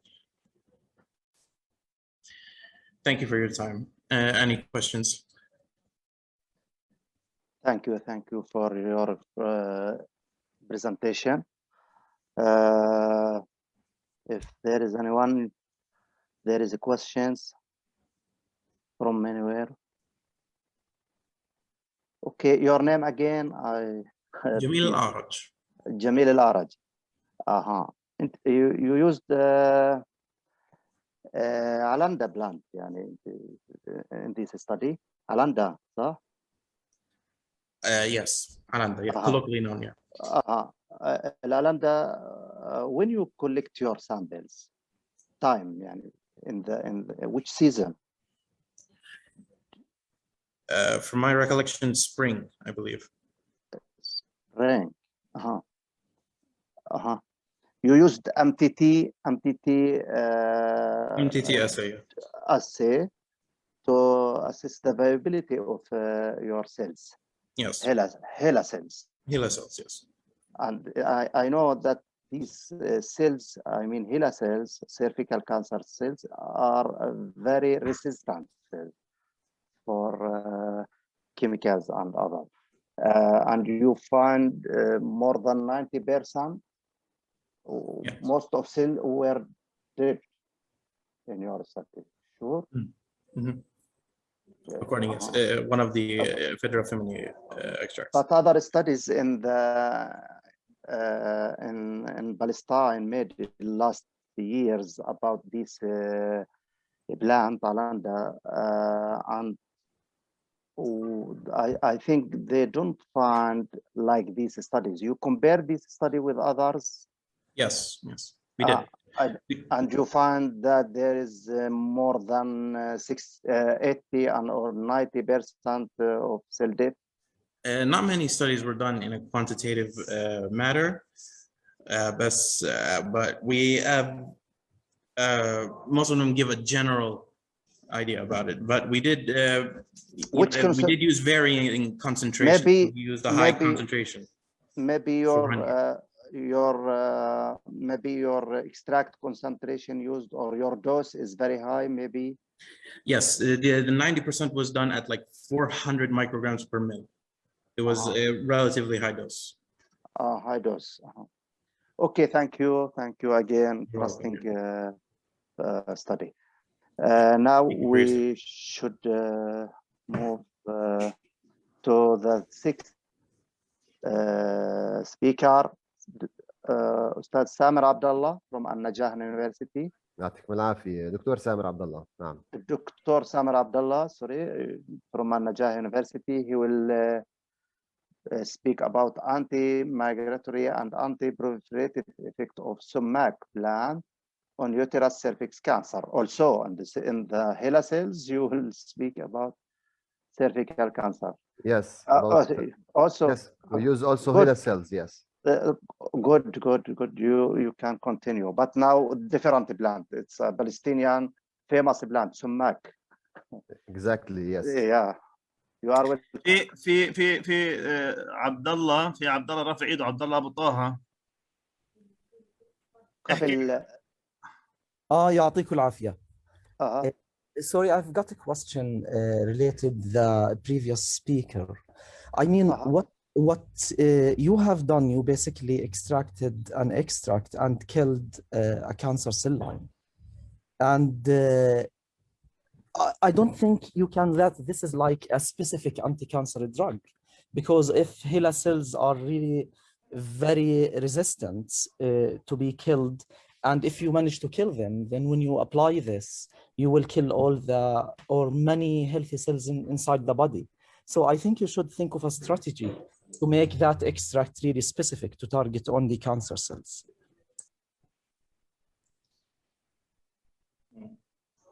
Okay, good question. Dr. Ghadir? Sorry, the question was... Yes, I think he asked about your extract and your chemical extract. If you can use other strategies to use these chemicals or with other compounds or with the radiation, for example, to... Yes. I think the question was to make these extracts target specific cancer cells specifically. Exactly, this is the point. And the other thing, I think you're lacking a negative control, a normal cell type, just to compare how the normal cells will behave when you apply your extract. Absolutely. Now, the problem with a normal control when we are doing this, we're doing these experiments in an in vitro setting, meaning outside in plates and test tubes. If we want to do testing on normal cells, it has to be done in an in vivo setting, because once we cultivate them, they're no longer normal cells. They have very bad viability as lone cells, so it has to be done in vivo. Yeah, but you can a bit override that, but by using primary cells, not cell lines, because whatever cell line you get, it's at the end of the day, it's transformed by polyoma Exactly. virus, whatever. So something like Huvix, for example, human umbilical cord endothelial cells. We extract them normally from the cords of newborn babies, and these is still normal cells quotations, you know, they still didn't get transformed. This is just one suggestion. ممكن اعمل مداخله هلا حتى تفضلي. هذا الحكي الخلايا نفسهم يعني لما نعمل هلا اوكي انت you are comparing not the same cells اوكي That's هلا اذا true. That's بتقارن true. بين cervical cells اوكي يعني هلا بالليتريتشرز بحكي لك انه اذا انت بدك تاخذ cervical cancer cells مباشره تعملهم isolation at the same time you have subcultured normal cells from the cervix okay it could be called as a control. This is not always available, okay? بعدين كمان الخلايا النورمال السيرفيكال cells لما بصير لها subculturing during your experiment in the lab you are doing many times subculturing. في كثير من الأحيان بحكي لك بالليترشرز إنه الخلايا بعد two subcultures they lose their normality precisely. فعشان هيك إحنا دائما بنقول إنه الأفضل إنه تكون الادفايس بالنسبة لنا إنه نعمل in vivo study. والin vivo study هاي ممكن تنعمل على laboratory animals. We can induce cervical cancer, okay? Inject the mouse or the rats with such a plant extract and detect the effect on normal cells and cervical cells. But you know that this is not always available at one university to have in vivo studies. Thank you, Dr. Adir. Thank you, Ustad Abdullah. Thank you. Now we continue to Dr. Samir Abdullah. دكتور سامر عبد الله. عفوا دكتور سامر طلطت الاسماء. دكتور سامر عبد الله من جامعة النجاح، المايك معك. اوكي يعطيكم العافيه الجميع. بحب اشكر اول شيء اللجنه المنظمه لهالمؤتمر. و هلا I will shift to English. I am really glad to present my research work entitled as the anti-migratory and anti-proliferative effects of sumac plant extract on uterus cervix cancer. Okay. Cancer disease now is considered as a leading cause of death worldwide, accounting around 10 million deaths each year, especially in 2020. And as I am working on the uterus cervix cancer cell line, so the uterus cervix cancer also is considered as the 4th most frequent type of cancer in women worldwide. Here's the famous figure from Hanan and Weinberg, one of the people who are very famous working on in cancer research. We will talk about the hallmarks of cancer. For cancer disease to occur, cancer cells should acquire a number of hallmarks shared among almost all malignancies for tumor development and metastatic dissemination. We can mention here some of these main hallmarks as self-sufficiency in growth signals, insensitivity to anti-growth signals, which can be summarized as cancer cells can increase the signals that induce their cell division and decrease the suppressors. Also, we know that cancer cells also should acquire the immortality, which is the ability to divide in an indefinite way. So they can always divide and grow. Also, cancer cells induce the production of several signals that avoid apoptosis to happen in cancer cells. Apoptosis is the programmed cell death. And also the angiogenesis, which is the production of new blood vessels. Cancer cells also increase the pro-angiogenic secretions in order to enable the cancer tumor to build the blood vessels and increase the nourishment and the oxygenation of the tumor. And finally, it's for its growth and development. So the main two hallmarks of cancer are the cancer growth and proliferation from one side, and also the capacity of cancer cells to migrate and invade the body, انتشار السرطاني. To migrate and invade different tissues and organs in the body, which is also very important. I insist here on the fact that more than 90% of cancer deaths are due to the cancer metastasis. So in our discipline of work, we are trying to inhibit or look for inhibition of cancer growth and the proliferation and the migratory capacities of cancer cells. Briefly, we talk about the cancer migration and invading cascade. Cancer tumor, the tumor first should divide and grow, and then cancer cells detach from the primary tumor. They invade the nearby tissues where they can arrive to the nearest blood capillary, and they go inside the blood circulation. Once in the circulation, they move inside the human body, and then they arrive to distant sites where they can extravasate from the extravasation process, the exit of cancer cells from the blood vessels, and they can form metastasis. So in our research work, we took the Rascuriaria sumac, in Arabic and English called sumac, a well-known Palestinian plant in Palestine, of course, and in the Middle East. This plant belongs to the Anacardiaceae family. It has been used for the treatment of several health problems in Asia, and it's gifted with different biological activities known already as antioxidant, anti-inflammatory, and hypoglycemic, hypolipidemic activities. Of course, some researches have been done about the functional compounds present in the Rascuriaria, and it's known that phenolic compounds, or phenolic acid, sorry, or anthonins, flavonoids are present in this plant. So I'm presenting today part of a research work that has been published. I will talk about it at the end. So this part of the results that I'm presenting today concentrate on the effect of this plant sumac extract on the cell growth and proliferation of the uterus cervix cancer cells from one side, and from the other side, the effect of this sumac extract on cell migration capacity of these uterus cervix cancer cells.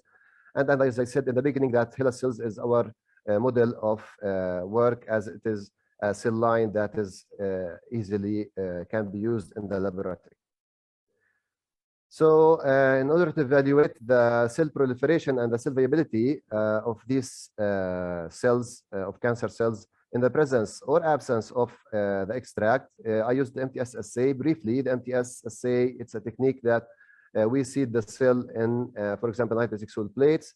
We incubate them with a plant extract, and after that, we add an MTS reagent that change the color of the solution, the media of the cells, and depending on the color change, we can reveal the results. I can explain more if you have more questions after, but for the time, I will continue. So briefly, this is the MTS assay is a very well-known technique now, easy technique, nearly easy technique to be carried out and to test the viability of cells. So as you see here on these graphs, these are 4 independent experiments. Of course, this is we have 2 graphs here. The first one on the left, it's the 24 hours treatment of these HeLa cells with the Rascuriaria extract, and the treatment of the uterus cervix cancer cells after 48 hours with Rascuriaria extract. So on the y-axis, you see the percentage of viability, and the x-axis, you see either the different concentrations or the control, which is an untreated condition. So we see here that after 24 hours of treatment with the Rascuriaria extract, we see there is no significant differences compared to the control. However, when we prolonged the exposure of the HeLa cells with the Rascuriaria extract, we saw that there are significant difference and significant inhibition of the viability of cells after 40 hours of treatment. And this was at 2,000, 1,750, and 500 microgram ml. So here we can see that at nearly high concentration and after 48 hours of treatment, SUMAC had an inhibitory effect. Okay, so after that, I wanted to check the effect of this extract on the migration of cancer cells using a 2D assay, a very well-known, widely worldwide assay or technique used for the study of the cell migration. So it's a bond-healing assay. Bond-healing assay, briefly, we see the cells and they after they arrive to complemency, we do a scratch and we observe the cells either by video or by taking images after a certain period of time. So here we can see that and on the left we have the images at 0 hours, and the images on the right at 24 hours. Here the control, the cells were treated only with the media, or they were incubated in the media. So this wound that has been created, it has been closed after 24 hours, which means the cells have migrated and closed the wound.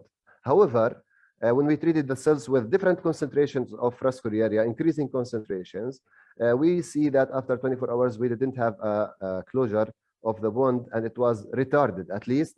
So there is an inhibition of the cell migration by the treatment of Rascuriaria extract. Of course, this experiment also has been done four independent experiments, and we had a significant difference. It means that there is a migration inhibition of the uterus cervix cancer cells in presence of these two concentrations compared to control. So Rascuriaria inhibits the migration of uterus cervix cancer cells. Also, we, in order to make sure that the wound closure was due to the cell migration and not to cell proliferation, as we know that cancer cells, if there is a wound, cancer or normal cells, they have the ability to divide and to migrate. So in order to remove the possibility that the closure of the wound was due to cell division, we did some cell counts after each experiment of cell migration to make sure that the treated concentration or the wells treated with Rascuriaria compared to the control, they had no significant difference in the cell number. Also, we did another experiment using a trypan blue here to evaluate the percentage of viable cells, and we got the same result. So the wound closure was due to the cell migration and not to cell proliferation. To conclude, Rascuriaria inhibits the proliferation of the uterus cervix cancer cells in a time and dose-dependent concentration, as we use an increasing concentration and a time scale for the treatment. Rascuriaria inhibited the migration capacity of uterus cervix cancer cells. So these results suggest that Rascuriaria could be a potential anti-migratory and or anti-proliferative agent in cervical cancer treatment.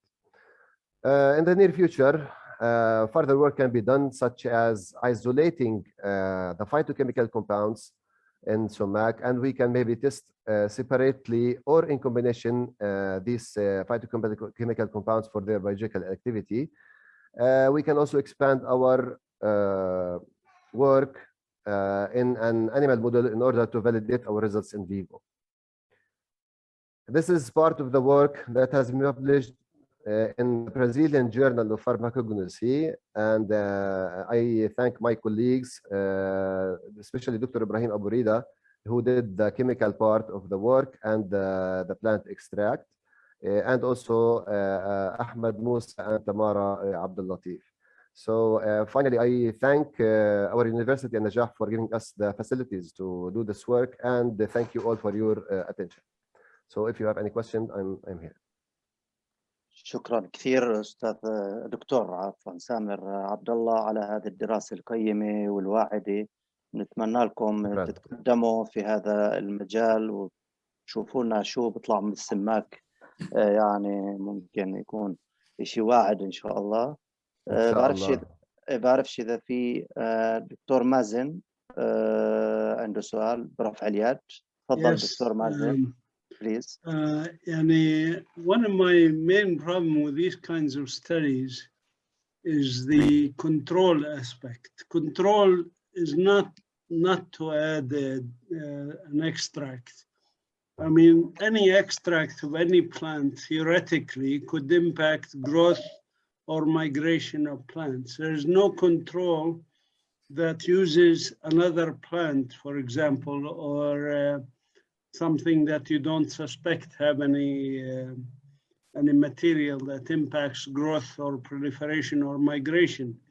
So my problem with these studies is it does not prove that the extract from this particular plant has any impact. It proves that an extract from a plant, any plant, does have an impact. Could have an impact on the pH of the solution, could have an impact on anything. It could be just any. You can take an extract of mint, for example, and see if it makes a difference, whatever. But we, based on this data, you cannot really conclude that it's this particular plant that has this particular effect just because you have a control that you do not add extract to. So you mean that should use another extract of plant? I maybe can suggest to add a known inhibitor, for example, for cell division, not another extract, because we will not solve the problem. It's not the issue of a known inhibitor. The issue is you conclude that sumac extract is what caused the effect that you see. But it's actually, you don't have a control for that. It could be that any plant extract could produce the same result.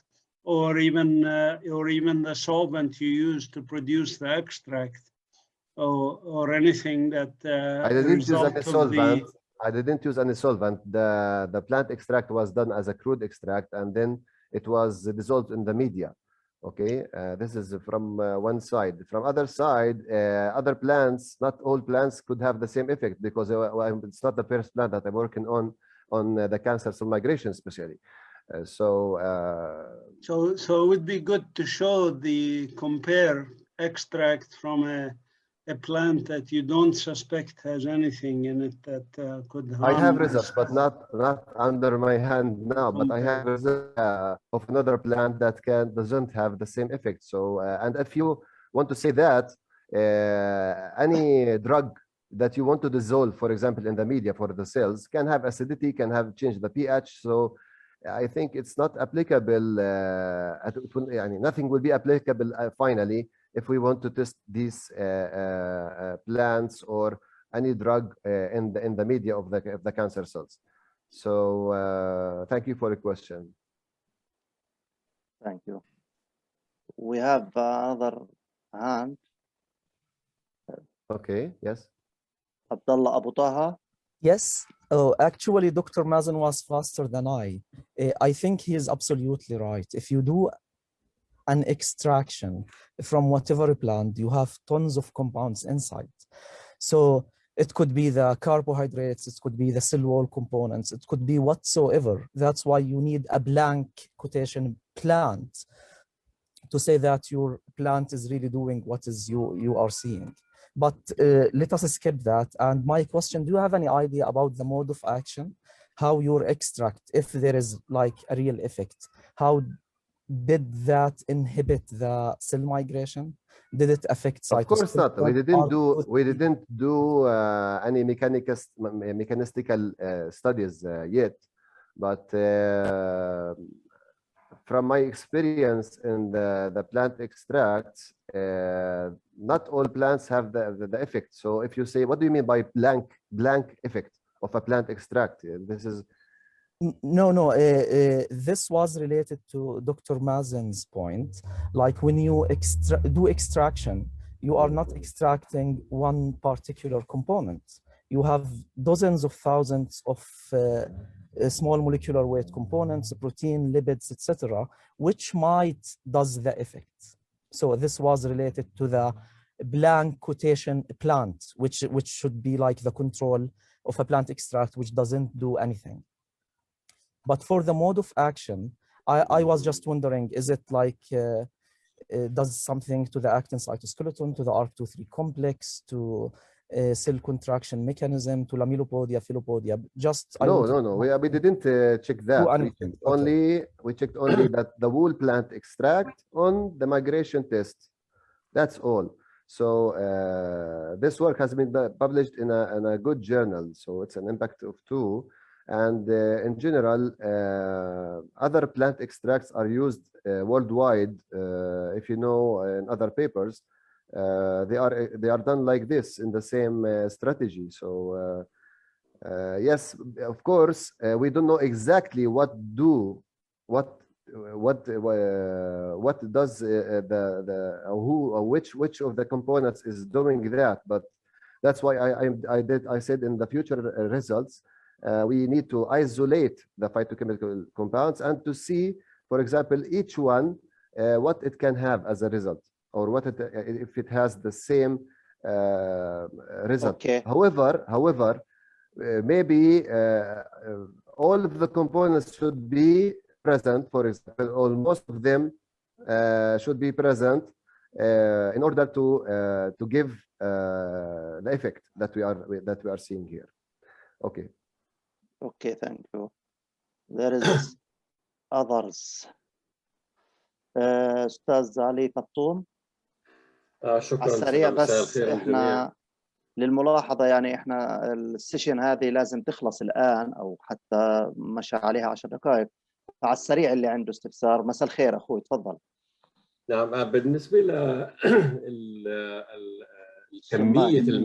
كمية المادة الموجودة 250 و 500 مايكروغرام بير مل، يعني هذا زي الشوربة، بحاجة إنه الواحد يركز أكثر. أول شيء. ثانيا عندك أنت هنا اكستراكشن يعني زي الشوربة.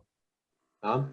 ايش يعني زي الشوربه؟ مش فاهم. يعني يعني فيها كميه كبيره من المواد. انت بتاخذ اكستراكت، كرود اكستراكت فيه هالقد مواد، ما بتقدر تثبت مين هل هذا ياتي من الف ولا من باء. ثانيا يجب ان يكون هناك عمليه اكستراكشن فراكشنيشن معينه اللي تشوف وين الماده الفعاله الموجوده عندك.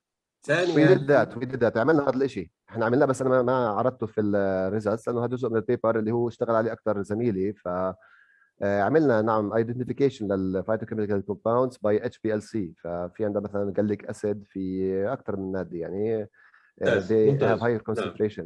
يعني القضيه هي قضيه الدخول لتفاصيل ومعرفه الفراكشن المعين التي تقوم بها الفعاليه. ثانيا، هل هذه العملية السيتوتوكسيسيتي هل هي خاصة في خلايا السرطان ولا كمان في خلايا عادية؟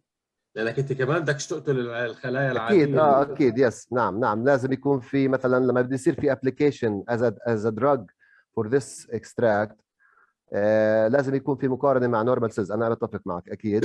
هلا بالنسبة لي أنا شغلي أنا أكثر كان يعني تركيزي على المايجريشن أسي. المايجريشن أسي أنا أصلا استعملت concentrations ما بتقتل الخلايا اصلا. اذا بتلاحظ بنرجع للريزلتس.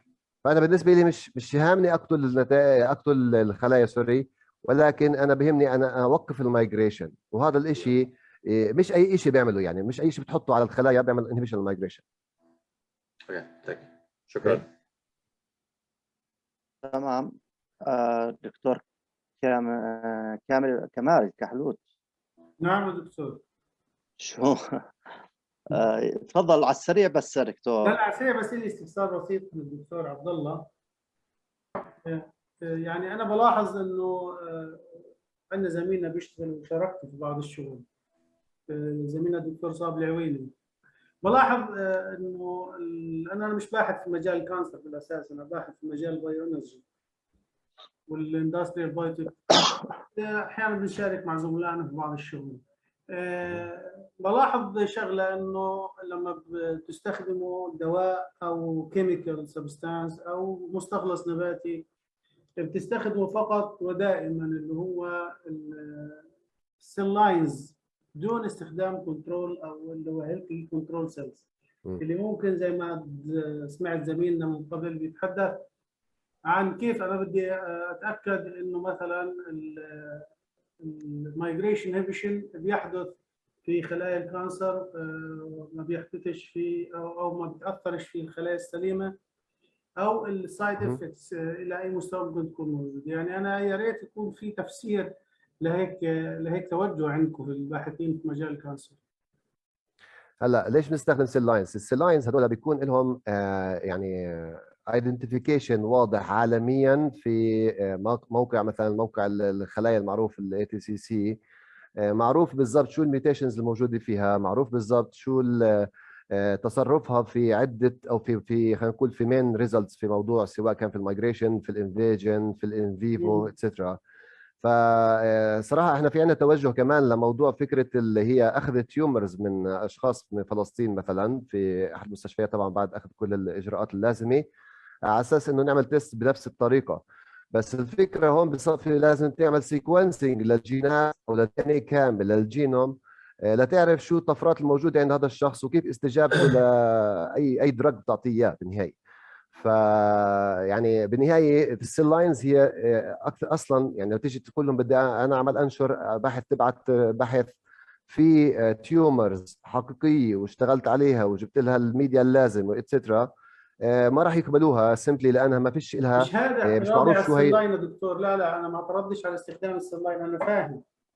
ولو انه في ملاحظه علميه ثانيه في موضوع السيل لاين، انا اعتراضي او استفهامي ليش لا يستخدم هيلثي سيلز معتمده سيل لاين هيلثي، لكن يستخدم للمقارنه بين تاثير العلاج او المستخلص او الكيميكال اللي احنا بنستخدمه، مقارنه لتاثير بين اللي هو المالجنانت سيلز واللي هو الهيلثي نورمال سيلز. يعني احنا في هذا البروسيجر ما استخدمناها، بس برضه اذا بترجع للنتائج بتلاحظ انه يعني 2 ملي جرام من الراسكورياريوم على 24 ساعه ما قتلتش شيء.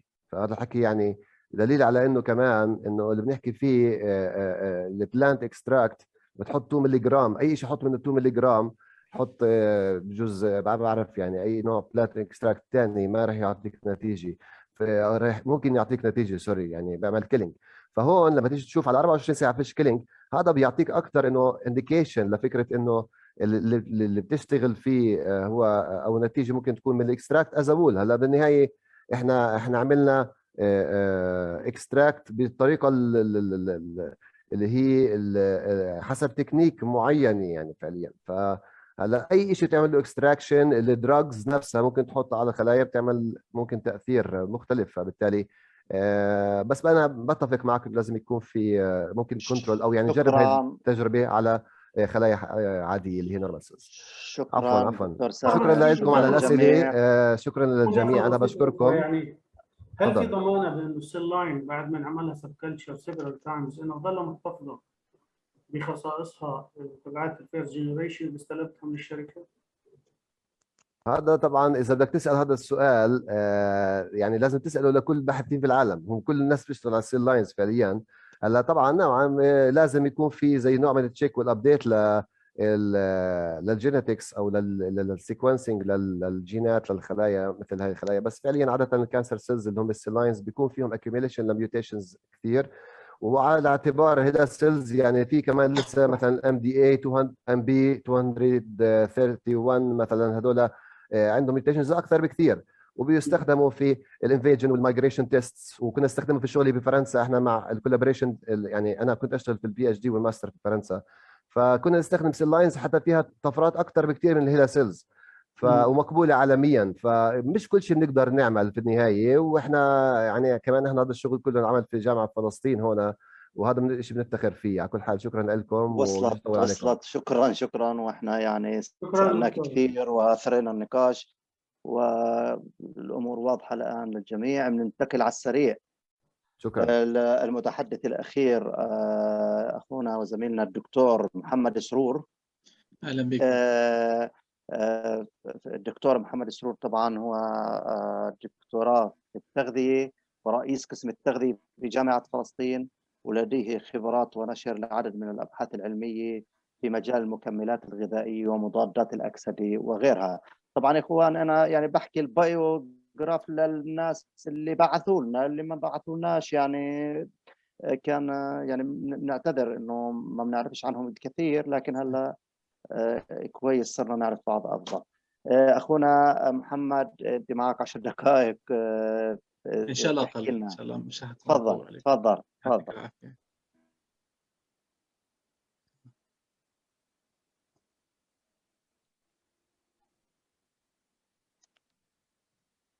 ظهرت الصورة عندكم؟ لسه دكتور لسه. Screen. Start now.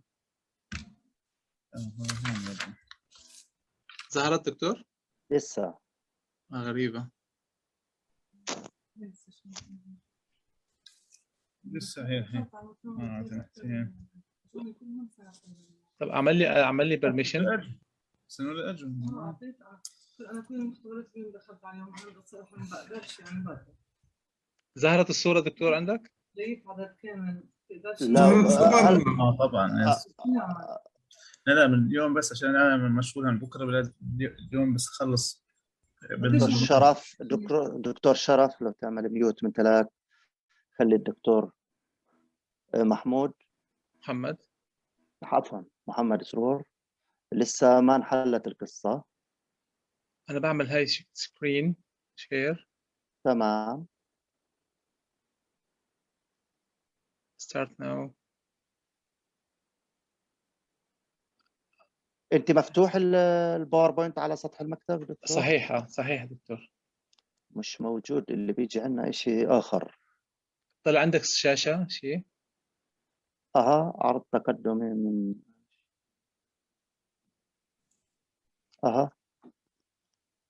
تمام. تفضل. يعطيكم ألف عافية. اليوم حنحكي عن ال feasibility of the food fortification in Palestine, wheat flour and edible oil as an example. طبعا كنا بنعرف إنه due to long-term conflict in Palestine, occupation, restrictions, faltering economic growth, increasing unemployment and hindering access to the food, all of that affect food and nutrition security pillars. That's mean accessibility to the food, affordability for the prices, stability of the product in the markets, and also the utilization of the foods. This affecting the access and availability of the sufficient, safe, and nutritious food. This is leading to dramatic consequences on nutritional status among the population in both Gaza and West Bank.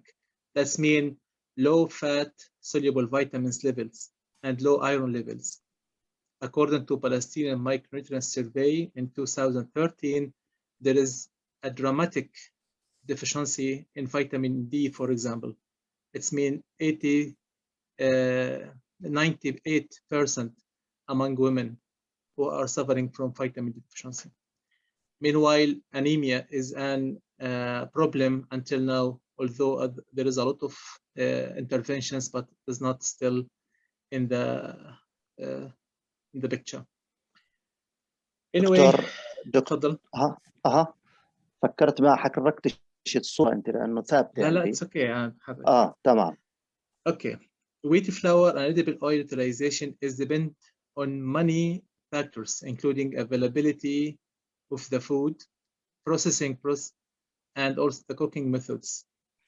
We are here in Palestine have unique cooking methods different from the region and the globe.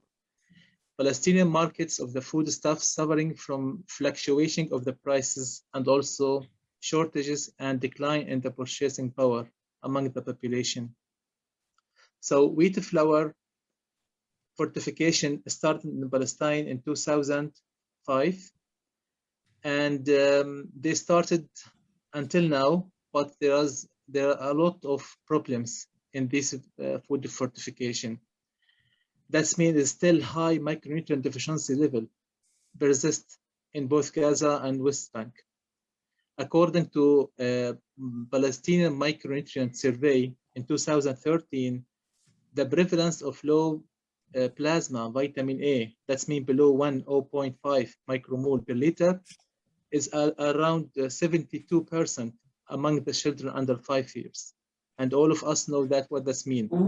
That's vitamin A deficiency among children. That's mean problems in the maturity, problems in the sight, problem in the immune system, etc. Meanwhile, the percentage of vitamin A deficiency among pregnant women is about 58%. And this is also a big problem here. This referred to the restriction of the premix entry to the Palestinian markets here in Gaza, and also maybe refers to the low compliance and weakness of monitoring institutes in Palestine. Yes. Before we starting about the feasibility of the flower fortification or edible oil fortification, we have to consider 7 issues. How to find a proper vehicle of the food to fortify with certain micronutrients, vitamins or minerals. First of all, that we have to see if there is a proper micronutrient deficiency is already exist or not. And we mentioned that there is always exist here. And second, we have to shows the appropriate food vehicle. And in Palestine, flour and oil are the most common. And also we have considered the fortification level. And this should be calculated carefully to avoid toxicity in certain cases like vitamin A. Also, we have to understand the industry and how does that work here. For example, there is a big difference between Gaza and West Bank regarding for the edible oil. In West Bank, for example, there are big manufacturers for the edible oil, Anitawi and other company. But here in Gaza, most of the oil consumed here are imported from outside Gaza. Also, we have to understand the consumers' habits and behaviors regarding the food. That's mean if they are using bread too much or using fresh oil or cooked oil, this should be considered. And also we have to understand the stakeholder mapping and who is responsible for entry of the products, monitoring, assessment, etc. And we have to consider the cost of the fortification process. For Gaza, the most appropriate vehicle, wheat flour and oil. But although the flour fortification is from 2005, but it still there are problem. And this is maybe due to the restriction of the entry of the premix, low compliance from the pickerai and from the people, and also weakness in the monitoring and lack of instrumentation needed for qualification and assessment of the nutrients.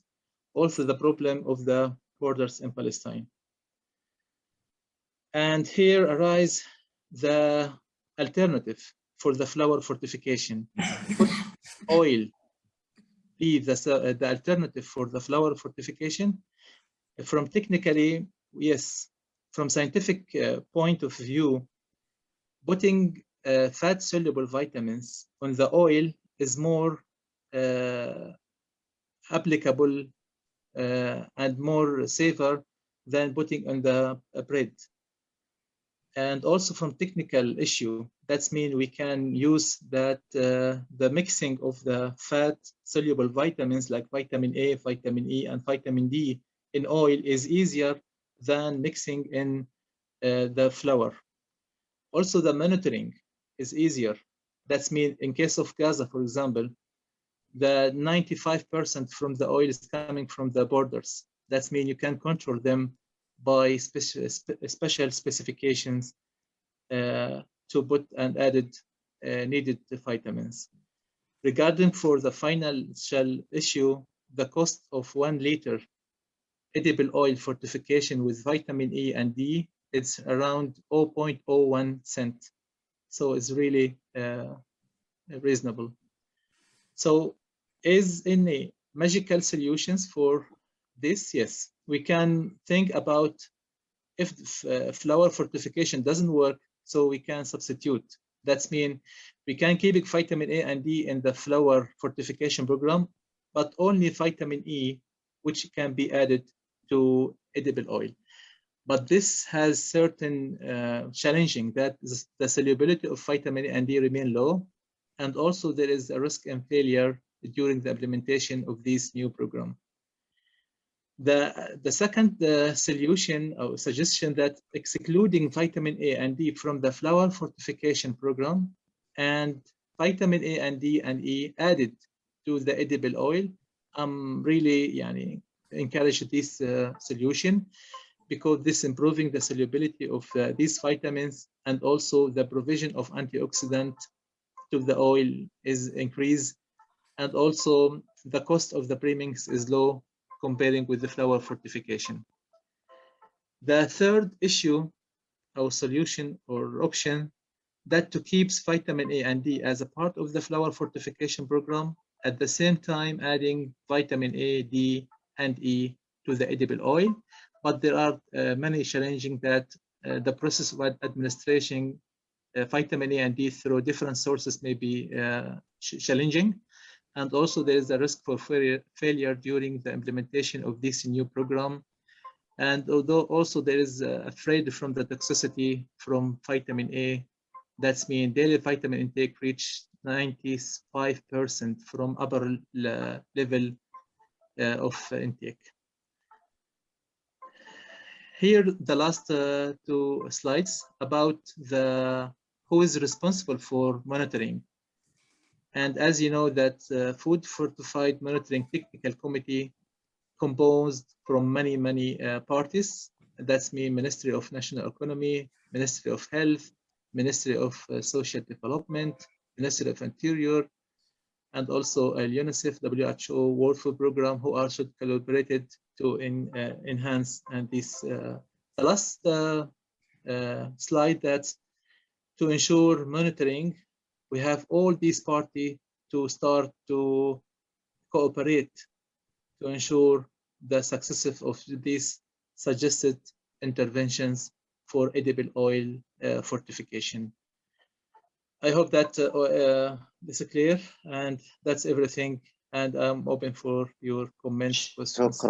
شكرا كثير أخونا وزميلنا محمد سرور على هذه المعلومات القيمة. إذا في حدا دكتور مازن. احنا يعني معروف انه في فلسطين في ديفيشنسي للانزيم اللي بيغير الفيتامين دي يصير 1 الفا 25 في فيتامين سي اللي هو الكاستريول هذا. فالمشكله اذا بتعطي الفيتامين دي نفسه للناس ما بيساعدهمش كثير، لانه معظمهم ما عندهمش الانزيم اللي بيقدر يحوله. يفضل انه اذا بدنا نعمل سبلمنت مش نعمل سبلمنت فيا فيتامين دي itself، نعمله فيا كالسيتريول يعني calcifitrol. Yeah. Do you agree with this? Yeah. Actually, the process of the vitamin D activation is going into process. That means going for the kidney and the first activation and going to the liver. Some people have a certain deficiency for these activating enzymes who are responsible for converting the inactive form to active form. But from the technical viewpoint and scientific viewpoint, we have to add this complete vitamin to the edible oil. Regarding for this enzyme, those people has to certain treatment. Yeah. But it's 100% almost of Palestinians who have the deficiency based on our own studies. Yeah. And studies of others yes. that were done. According to PMI, Palestinian Medicinal Society, yes. But the reason behind this is first for the customs for the women, for example. And the third is the tabuhat the social No, taboo. no. It's Yeah. it's And strictly exposure. genetic. Exactly. Yeah. I mean, we did the mutation analysis. It's strictly genetic. Palestinians have a very, very high rate, you know, and as I said, about 100% have the deficiency of the enzyme. So I highly recommend we don't use whole vitamin D for food supplement. So Thank yeah, you. we have to search for this more. Yeah. شكرا كثير لكل المشاركين في هذه السيشن القيمة اللي انعرض فيها معلومات جيدة. احنا تأخرنا في البرنامج حقيقة، في عنا بريك الآن المفروض